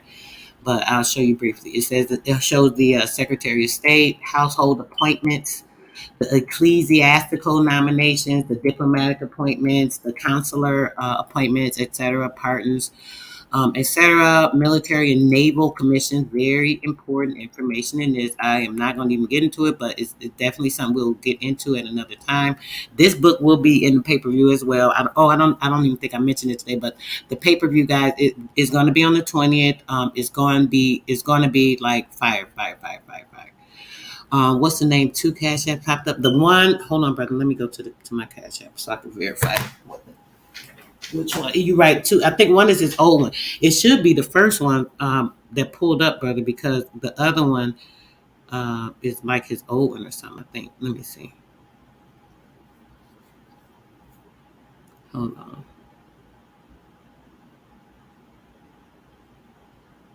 Of course, the internet acting slow as heck.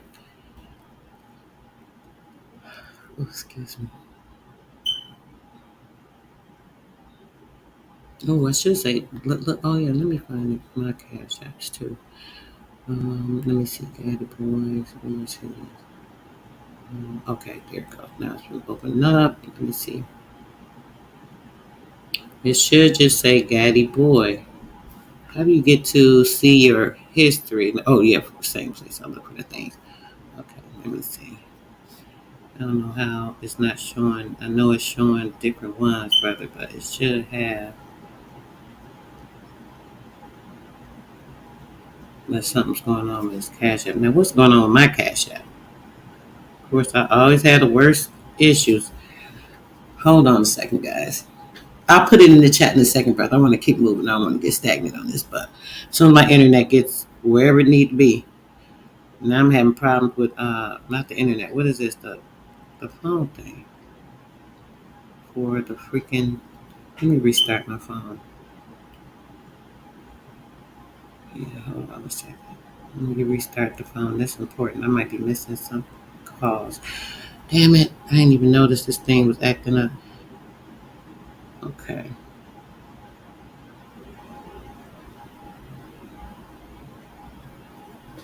I'm sorry, guys. Y'all got to give me a second. I'm glad the brother said that because I was trying to check the Cash App. It was giving me an issue.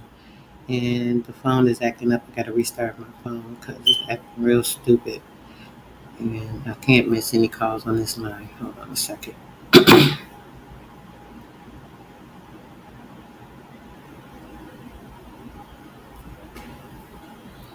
Peace and love, Renee. I see you, babe. Okay, it's restarting, guys. Give me a second here. See what's going on.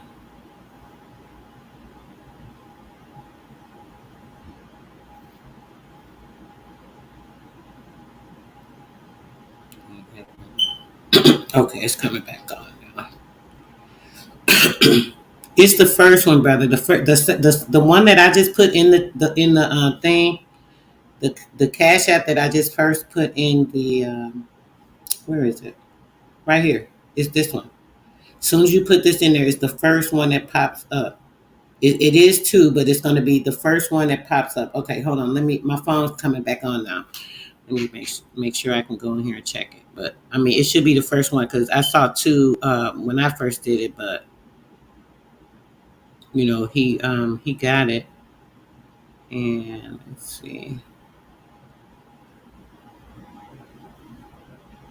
Where's D'Angelo thing at? Damn. Let me see. Okay, D'Angelo. Let me check. Look through the phone thing. Okay, so yeah, brother, it's just GATTYBOY. GATTYBOY. And the name is D'Angelo. That's his name. So if you see a D'Angelo, that's it. I don't know what the other one may say, but do you see it? Okay. Hope you do.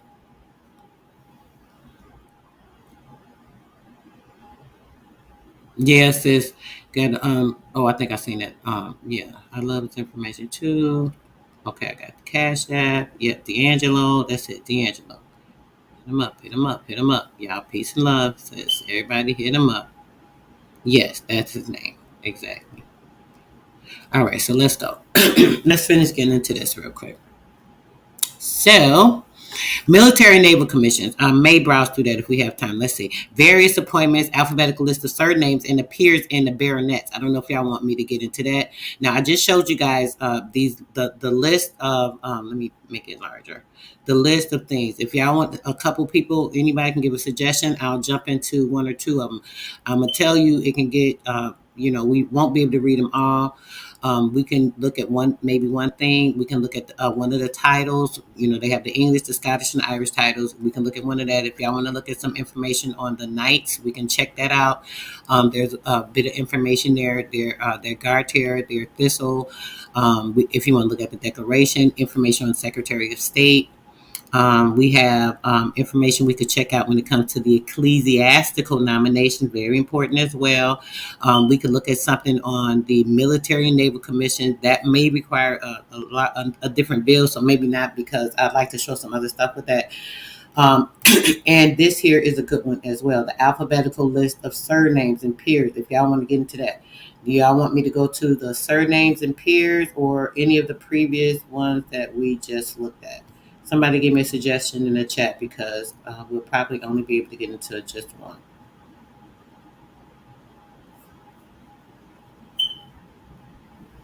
I'll read some of the preface and kind of go from there to give everybody just the information. Let's start from there. Okay, hold on. Okay. All right, so we can do that. I'm going to... surname. I'm out, sis. I knew it. I knew that was gonna be the first one because that's like one of the most interesting ones.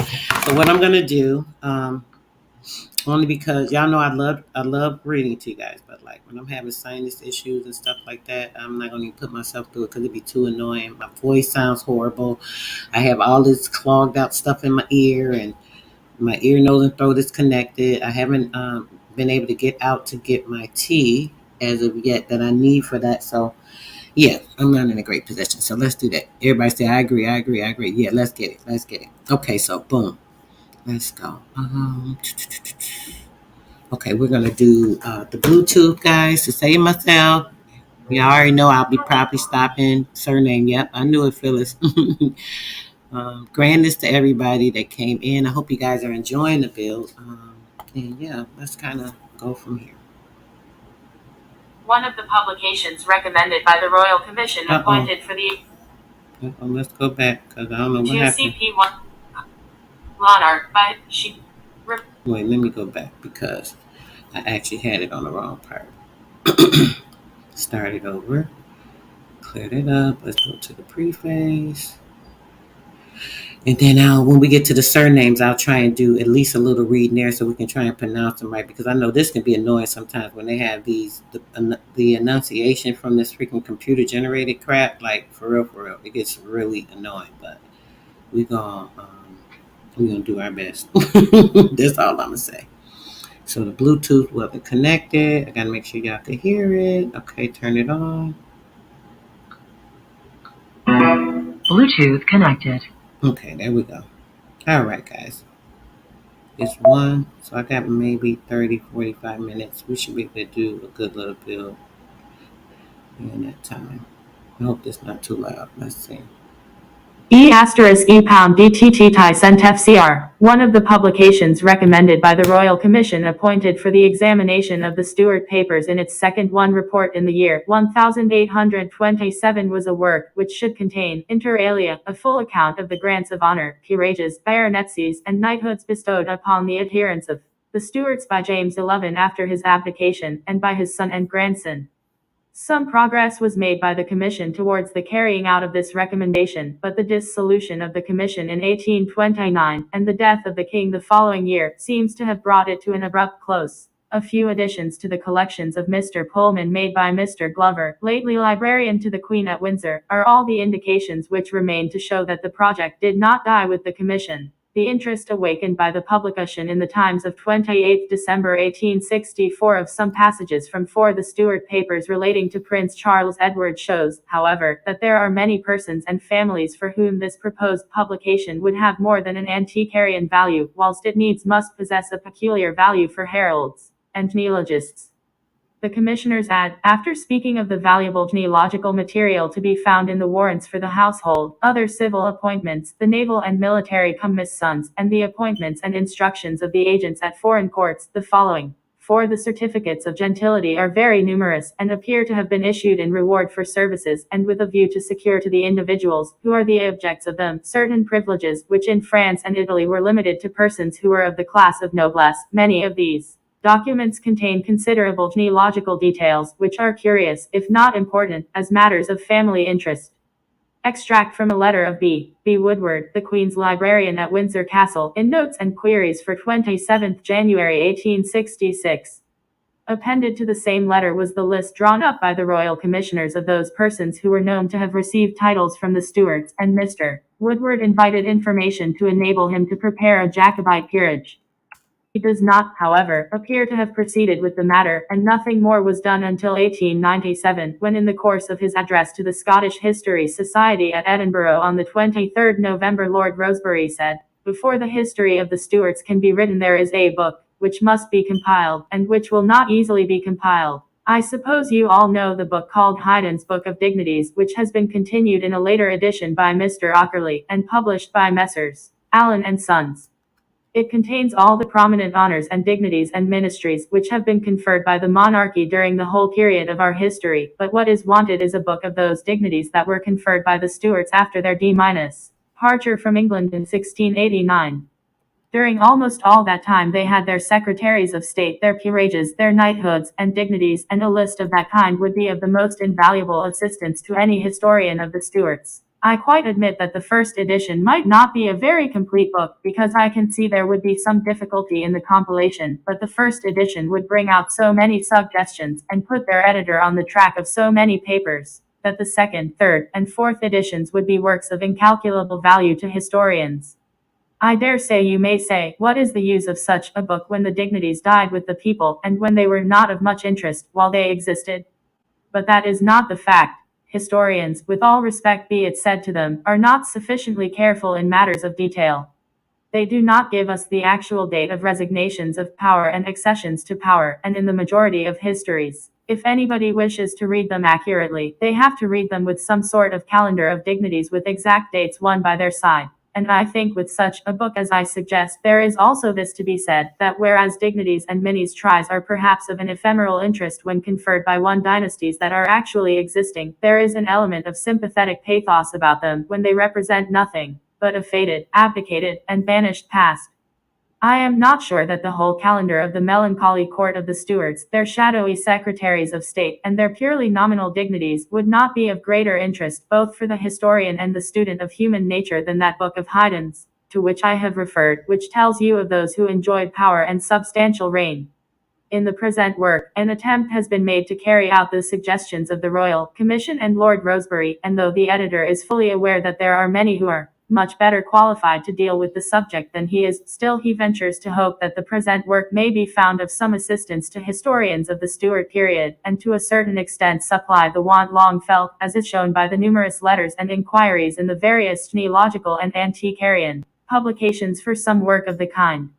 The titles treated of are those which were conferred by James II and Vienne and his son and grandson after the Revolution of 1688, and in the majority of cases the particulars, which are now for the first time published, are taken direct from the warrant books, 5 in number, among the Stuart papers at Windsor Castle. These warrant books, however, are unfortunately not complete, and do not contain the patents of some well-known titles. Particulars concerning these are taken from the correspondence or from the authorities quoted. In a few other cases, it is difficult to determine the remainder owing to the warrant not being entered in full. The first part contains an alphabetical list of all titles known to have been conferred between the nth December 1688, the date on which James XI and Vienne was by the English Convention declared to have abdicated the throne, and the 4th November 1784, the date of the last title conferred by Charles 111, Prince Charles Edward. The editor has ventured to follow very closely the plan adopted by G.E.C. in the Complete Peerage. A biographical and genealogical account, as far as obtainable, is given of each peer and baronet together with the names of their children, except in the cases of those peers who appear under some other title in the current peerages. In these cases it has been thought unnecessary to set out their descendants further than was necessary to show the descent of the title. The names of all the titles held by each peer are given, together with the date of the creation, and the letters E, S, I, GB, and UK are added to show whether the peerages are English, Scottish, or Irish, or those of Great Britain or the United Kingdom. The Jacobite titles are printed throughout in italics. It is possible that further researches may bring to light some more creations, but as far as the editor has been able to ascertain, the total number of persons who received hereditary titles from the Stuarts during these 96 years was 112, and the total number of titles conferred some 214. Of these, however, 91 were merely minor titles, i.e., a barony conferred with a viscounty, or a barony and viscounty conferred with an earldom, etc. So that the actual number of distinct titles granted was only 123, and as 4 of these, viz. the earldoms of Bathie and Inverness, and the baronies of Castle won the difference between the number of persons 112 who received titles and the number of distinct titles 123 conferred is made up as follows. The Earl of Melfort received 2, a Scottish dukedom, and an English barony. The Earl of Mar received 3, a Scottish dukedom, an Irish dukedom, and an English earldom. John Graham received 2, a Scottish baronetcy, and afterwards an earldom. Lord Lansdowne 2, an English earldom, and afterwards a dukedom. The Hon. John Hay 3, a Scottish earldom, and afterwards a dukedom and an English barony. Colonel Daniel O'Brien 2, an Irish barony, and afterwards an earldom. Owen O'Rourke 2, an Irish barony, and afterwards a viscounty. Peter Redmond 2, an English baronetcy and an Irish barony, and the Hon. A. Dillon 2, a Scottish earldom and an Irish viscounty. 2. During the same period 292 peerages or steps in the peerage were conferred by the reigning sovereigns. Lyons and O'Rourke were subsequently merged in the dukedoms of Albemarle and Inverness, and the earldom of Lismore and viscounty of Breffni respectively. The total number is reduced to 119, viz. 85 peerages and 34 baronetcies, 3 of which 25 peerages and 1 baronetcy were conferred by James N. and Vienne, 59 peerages and 31 baronetcies by James N. and Vienne, and 1 peerage and 2 baronetcies by Charles High. Of these 119 titles, 37 were English, 41 Scottish, and 41 Irish. Dealing with the English titles first, it is not known whether representatives still exist of the 7 baronetcies and of the 30 peerages, of which 5 were conferred on pre-revolution peers, 4 on post-revolution peers, 5 on Scottish peers, and 1 on a post-revolution Irish peer. 25 are extinct. Of 1 Baron Kilpie, nothing is known, and of the remaining 4, 1 Earl of Jersey is merged in the post-revolution earldom of the same name, and 2 others earldoms of Falkland and Westminster are held by the Scottish Lords Falkland and Elibank, so that the only actual addition is the Viscounty of Goring. See Table I, PXV. In Scotland, the declaration declaring James to have abdicated the throne was not made until the 4th April 1689, and the first title conferred by him, after that date, was the Dukedom of Melfort, created 17th April 1694. He had in the interval, however, between the nth December 1688 and 4th April 1689, conferred one title, that of Countess of Ormond, on 3rd January 1689. Of the 29 Scottish peerages, of which 6 were won, the evidence for the creation of 5 of these, however, viz. Marquis of Treleasic, Earl of O'Callaghan, Baron Lamore, Baron Kilpie, and Robertson of Struan, Baronets, is extremely slender. 2 of these 85, 19 were conferred on holders of pre-revolution and 5 on holders of post-revolution peerages. See tables I, 2, 3, and 1 on the heir apparent of the pre-revolution, Earl, and post-revolution, Duke of Atholl. 2 of these, Grames and Redmond were afterwards created peers. 4 His brother and heir, Henry IX, the Cardinal Duke of York, is not known to have conferred any titles. Conferred on pre-revolution peers, 9 are extinct, of 4 it is not known whether heirs exist or not, and of the 16 existing, 5 are held by actual Scottish peers, 2 Earl of Dillon and Baron Slope by Irish peers Viscount Dillon and Lord Macdonald, and 1 Earl of Dunbar by the Earl of Mansfield. The net addition to the peerage would therefore be but 7. See Table 2, PXV. In Ireland, James remained de facto as well as de jure king until the Battle of the Boyne, 12th July 1690, and between nth December 1688 and this date he created 7 Irish peers, 1 con minus sning whom GEC says in the Complete Peerage, Vol. IP 60, such Irish peerages, however, as were created by James XI in 1689 at a time when he was in full possession of all his regal rights as King of Ireland, all of which creations, moreover, were duly enrolled on the patent rolls of that kingdom, from which they have never been erased, stand in a very different category from other peerages created by that king since his so-called abdication of the throne of England on nth December 1688. These creations were, however, not recognized by William of Orange or by his successors. The first creation by James after the Battle of the Boyne would seem to have been the Viscounty of Cahiravahilla. Taking the 26 Irish peerages, it will be seen that 14 are extinct, of the heirs of 8 nothing is known, and the remaining 4 are all vested in actual Irish peers. See Table 3, PXV. The total number of Jacobite peerages of which representatives are known to exist is therefore 23, and as the 1 viz. 1 Duke Tyrconnell, 3 Viscounts Kenmare, Mount Cashel, and Mount Leinster, and 3 Barons Fitton of Gosforth, Burke of Boffin, and Nugent of Riverston.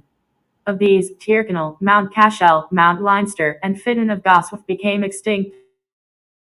Burke of Boffin and Nugent of Riverston merged in the earldoms of Clanricarde and Westmeath in 1705 and 1871, respectively, and the 5th Jacobite, Viscount Kenmare, was in 1798 created a peer by George Litt by the same titles which had been conferred on his ancestor by James II and VI 109 years before. 2 CP 132, Note 3. Representatives of 14 of these are actual peers. The net addition to the peerage would be but 9.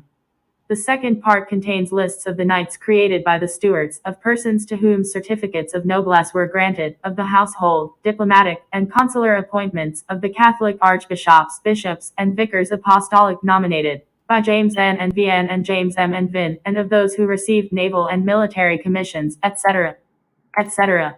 It will be observed that the list of Irish bishops considerably supplements that given in Gam's series Episcoparum Ecclesiae Catholis, and makes it clear that the Stuarts maintained and exercised their right of nomination to the Irish churches and to the English and Scottish vicariates for over 3/4 of a century after the Revolution, James and VM nominating Philip McDavid as Bishop of Derry on 21 December 1765, only 10 days before his own death.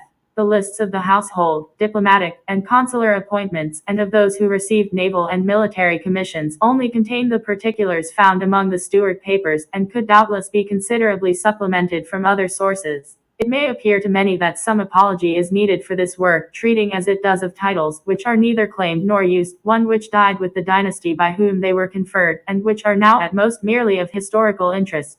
Still, though this be the case, the representatives of the families here treated of, no matter to which side their sympathies may incline, are surely justly entitled to be proud of the titles that were won by their ancestors for loyalty to the princes whom they regarded as their rightful sovereigns. In dealing with these titles, the editor has endeavored to avoid any expression of opinion, confining himself merely to chronicling facts. It is true he has accorded their kingly styles to the son and grandsons of James XI and Vienne, but in a work of one the last Jacobite title known to have been used was that of Earl Walsh, which became extinct 23rd January 8. Oh, sorry guys. This nature a different course could hardly have been pursued, and he would point out that a similar course is followed as regards James M. and V. in the calendar of Stuart papers issued by the Historical Manuscripts Commission. Indeed, it is difficult to see on what grounds it can be refused him, when it is remembered that he was recognized as a sovereign by the continental powers, and that his ambassadors were received, and the titles he conferred recognized by them. In conclusion, the editor desires to thank all those who have so kindly assisted him while preparing this work. His thanks are particularly due to Mr. F. H. Black Daniel, the editor of the Stuart papers, both for his assistance in obtaining permission to inspect the papers, and for his uniform kindness and courtesy to him when making extracts, to the French Minister of War, and to M. Leco, Consul General of France in London, for furnishing him with statements of the services of the Jacobite officers in the French army, and to Mr. W. B. Blakey, author of the Itinerary of Prince Charles Edward, for much assistance concerning the Highland chiefs of the 45 period. He is also indebted for many valuable notes to G. E. Cockayne, Clarenceau King of Arms, Sir James Balfour Paul, Lion King of Arms, and Sir Arthur Vickers, KCVO, Ulster King of Arms, and he has to thank Mr. Keith Murray for a note of the minor titles conferred with the Dukedom of Rannoch. The Stuart succession after 1688. The following dates may be found useful when consulting this work. James II and Vienne died at St. Germain's, 16th September 1701, and was succeeded by his son, James High and VA, Chevalier de St. George, who died at Rome, 1 Street, January 1766, and was succeeded by his son, Charles in, Prince Charles Edward, who died at Rome 5/31st January 1788, and was succeeded by his brother, Henry IX and 1. Cardinal Duke of York, who died at Rome, SP 13th July 1807. Table I. English titles. Date. Name of title. If conferred on a peer. If existing or extinct. Dukes. 1689 Powys, Marquis of Powys, extinct 1748, 1696 Albemarle, 1702, 1716 Northumberland, Marquis 171 5, and Baron I 73 I 1544, Warden L. 172 1 Albemarle, Lord Lansdowne WN 1712 G, 1776. 1722 Arran, Earl of Arran 1693 I, 1758 1722 Strafford, Earl of Strafford 171 1 1691 G. Baron Raby 1640 E, 1733 York 1807 Marquis 1715 Trelessic Ondethoff Grantee Earls 1689 Dover, Lord Dover 1000. Okay, let's see what page. The heresy. We're about to get to that real quick. Hold on.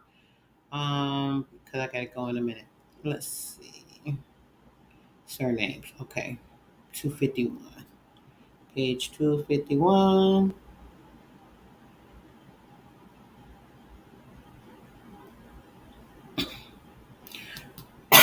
Oh man, I can't wait to go out. I gotta get me some tea. Let me see, 251. Okay, here we go. Let's get you guys on the right page too.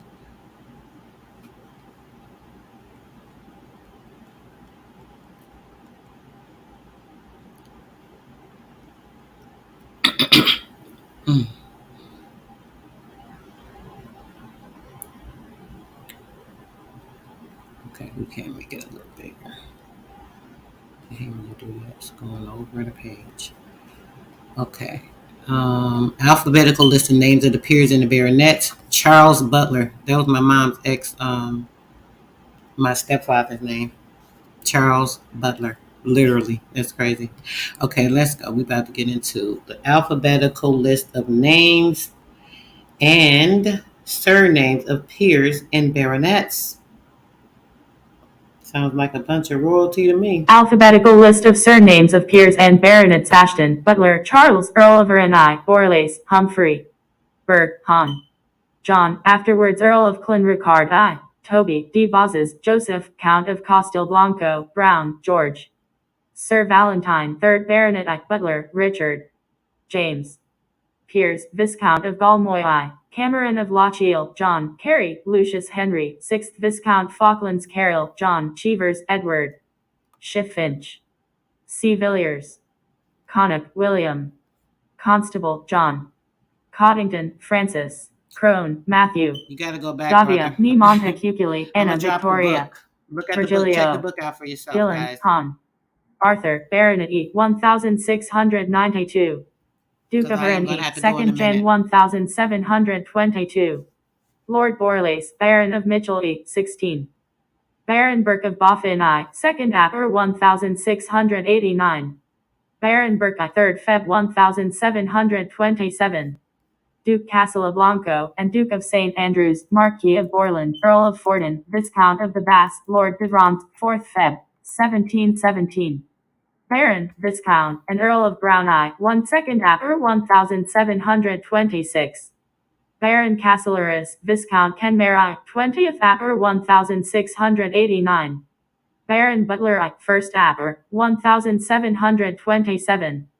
Baronet E, 23rd Dec, 1743. Earl of Newcastle I, Co. Limerick, 1692. Lord Lochiel's, 27th Gen. 1717. Earl of Falkland E, 13th Dec, 1722. Baron Carroll of Burford, Co. Sussex E, 29th Gen. 1699. Baron Banno, Co. Wexford, Viscount of Mount Leinster, Co. Carlow I, 23rd Aug. 1689. Baronet E, 22nd Feb. 1732. Baronet E, 17th Sept. 1753. Baron Coddington of Funthill, Gifford, Co. Wiltshire, Apper, 1716. Baron Crony, 16th Feb. 1728. Countess of Ormond, S.J., 3/13 Gen. 1689. Lord Davia, Viscount of Moneydy and Earl of Ormonds, 9/12 Apper, 1698. Baron and Viscount Dillon I, 1st Feb. 1717, Earl, Viscount, and Lord. List of surnames: Dorrington, Lieutenant Call William, Drummond, C. McGregor, John, Earl of Melfort's, James, Earl of Perth's, Erskine, John, Earl of Mars, Everard, Sir Redmond, 4th Baronet I. Fitton, Sir Alexander, Fitzjames, Henry, Forrester, Sir John Forstall, Sir Mark, Fraser of Inverlochie, Charles, Simon, Lord Lovitz, Gaydon, Sir Richard, Goring, Sir Henry, 4th Baronet E. Graham, John, Graham, Richard, Viscount Prestons, Grant of Grant, James, Granville, George, Lord Lansdowne E. Galtiero, John Baptist, Count, Hales, Sir Edward, Baronet E. Earl of Malesfield E. 17. Baron Glewworth E. 7th Aug. 1689, Duke of Melfort, Marquis of Forth, Earl of Ela and Burntisland, Viscount of Riccarton, Lord Castlemaines and Galstons, 17th Apper, 1794.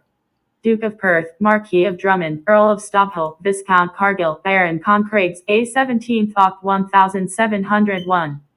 Duke of Mar, Marquis Erskine, Earl of Kildrummy, Viscount Goriac, Lord Alloa, Ferryton, and Forests, 22nd Oct. 1715, Baron and Earl of Mar, Co. York E. 10th Nov. 1717, Duke of Mar I. 13th Dec. 1722. Viscount Everard I. 20th June 1723, Baron Fitton of Goswell I. 1st Apper, 1689. Baron of Romney, Earl of Rochford, and Duke of Albemarle, 13th Gen. 1696. Baronets, 31st Mar. 1729. Baronet I. 22nd Gen. 1734. Lord Fraser of Muckhalls, 20th July 1723. Duke of Fraser, Marquis of Beaufort, Earl of Strawberwick and Upper Tarf Abatarf, Viscount of the Aird and Strathglass, Lord Lovat and Bowies, 14th Mar, 1740. Baronet I, 29th July 1743. Baron Bullinghall, Viscount Goringy, 2nd Jan 1722. Baronet S.J., 6th Sept 1726, Lord Newton, Viscount of Falkirk, and Earl of Alfred's, 20th Jan. 1760. Baron of S.E., 21st Jan 1689. Lord Grants, 24th June 1721. Lord Lansdowne, Viscount and Earl of Bath E., 6th Oct 1721. Lord Lansdowne of Bideford, Viscount Bevel, Earl of Bath, Marquis Monk and Fitzhugh, Duke of Albemarle E., 3rd Nov. 1721. Earl of Dundee's, 8th 12th Nov. 1705. Baron Hales of Emly, Co. Kent, Viscount Tunstall, and Earl of Tenterden E. 3rd May 1692. Hay, Call William, John. Okay, this is where we're gonna stop. We're gonna stop, guys. I gotta get ready to get out of here. I gotta get to this herbal store and a couple other places. Not right this second, but I had a couple things to do before. So I apologize, but I did drop the book. Anybody that's in here, go ahead and grab that book so you guys can get the information on it. This goes over all the lines again. Once again, like the brother came in. I'm not sure if you're familiar, brother, but you have to be familiar with a lot of the stuff that we talk about to understand these names and, you know, them putting people in places, giving them honorary. I mean, it's a lot to it. I'm going to be honest. I can't really get into it right now, but you can look at this book and kind of figure out certain lineage and things of that nature. You may even have family in here, you know, so on and so forth. It's got a lot of information in it. I'll show again the contents. Before I go, it's got like everything. All of the Stuart papers are in here. Ecclesiastical nominations, declarations of nobles, the Knights of Thistle, Knights of Garter, you know, everything. The Irish titles, the Scottish titles, the English titles, is given all the information on that. So, you know, just up to you and what your information is that you're into and what you're exploring and finding out about, so on and so forth. And yeah, just take it and put it in your library and browse through it. Something else may come up to bring it to your attention, but it just goes along with some of the things that we talk about. None in particular. I just wanted to add it to the list. We had kings that were paying what do you call it? The pirates. We did a video on a few weeks ago, or about a month or so ago.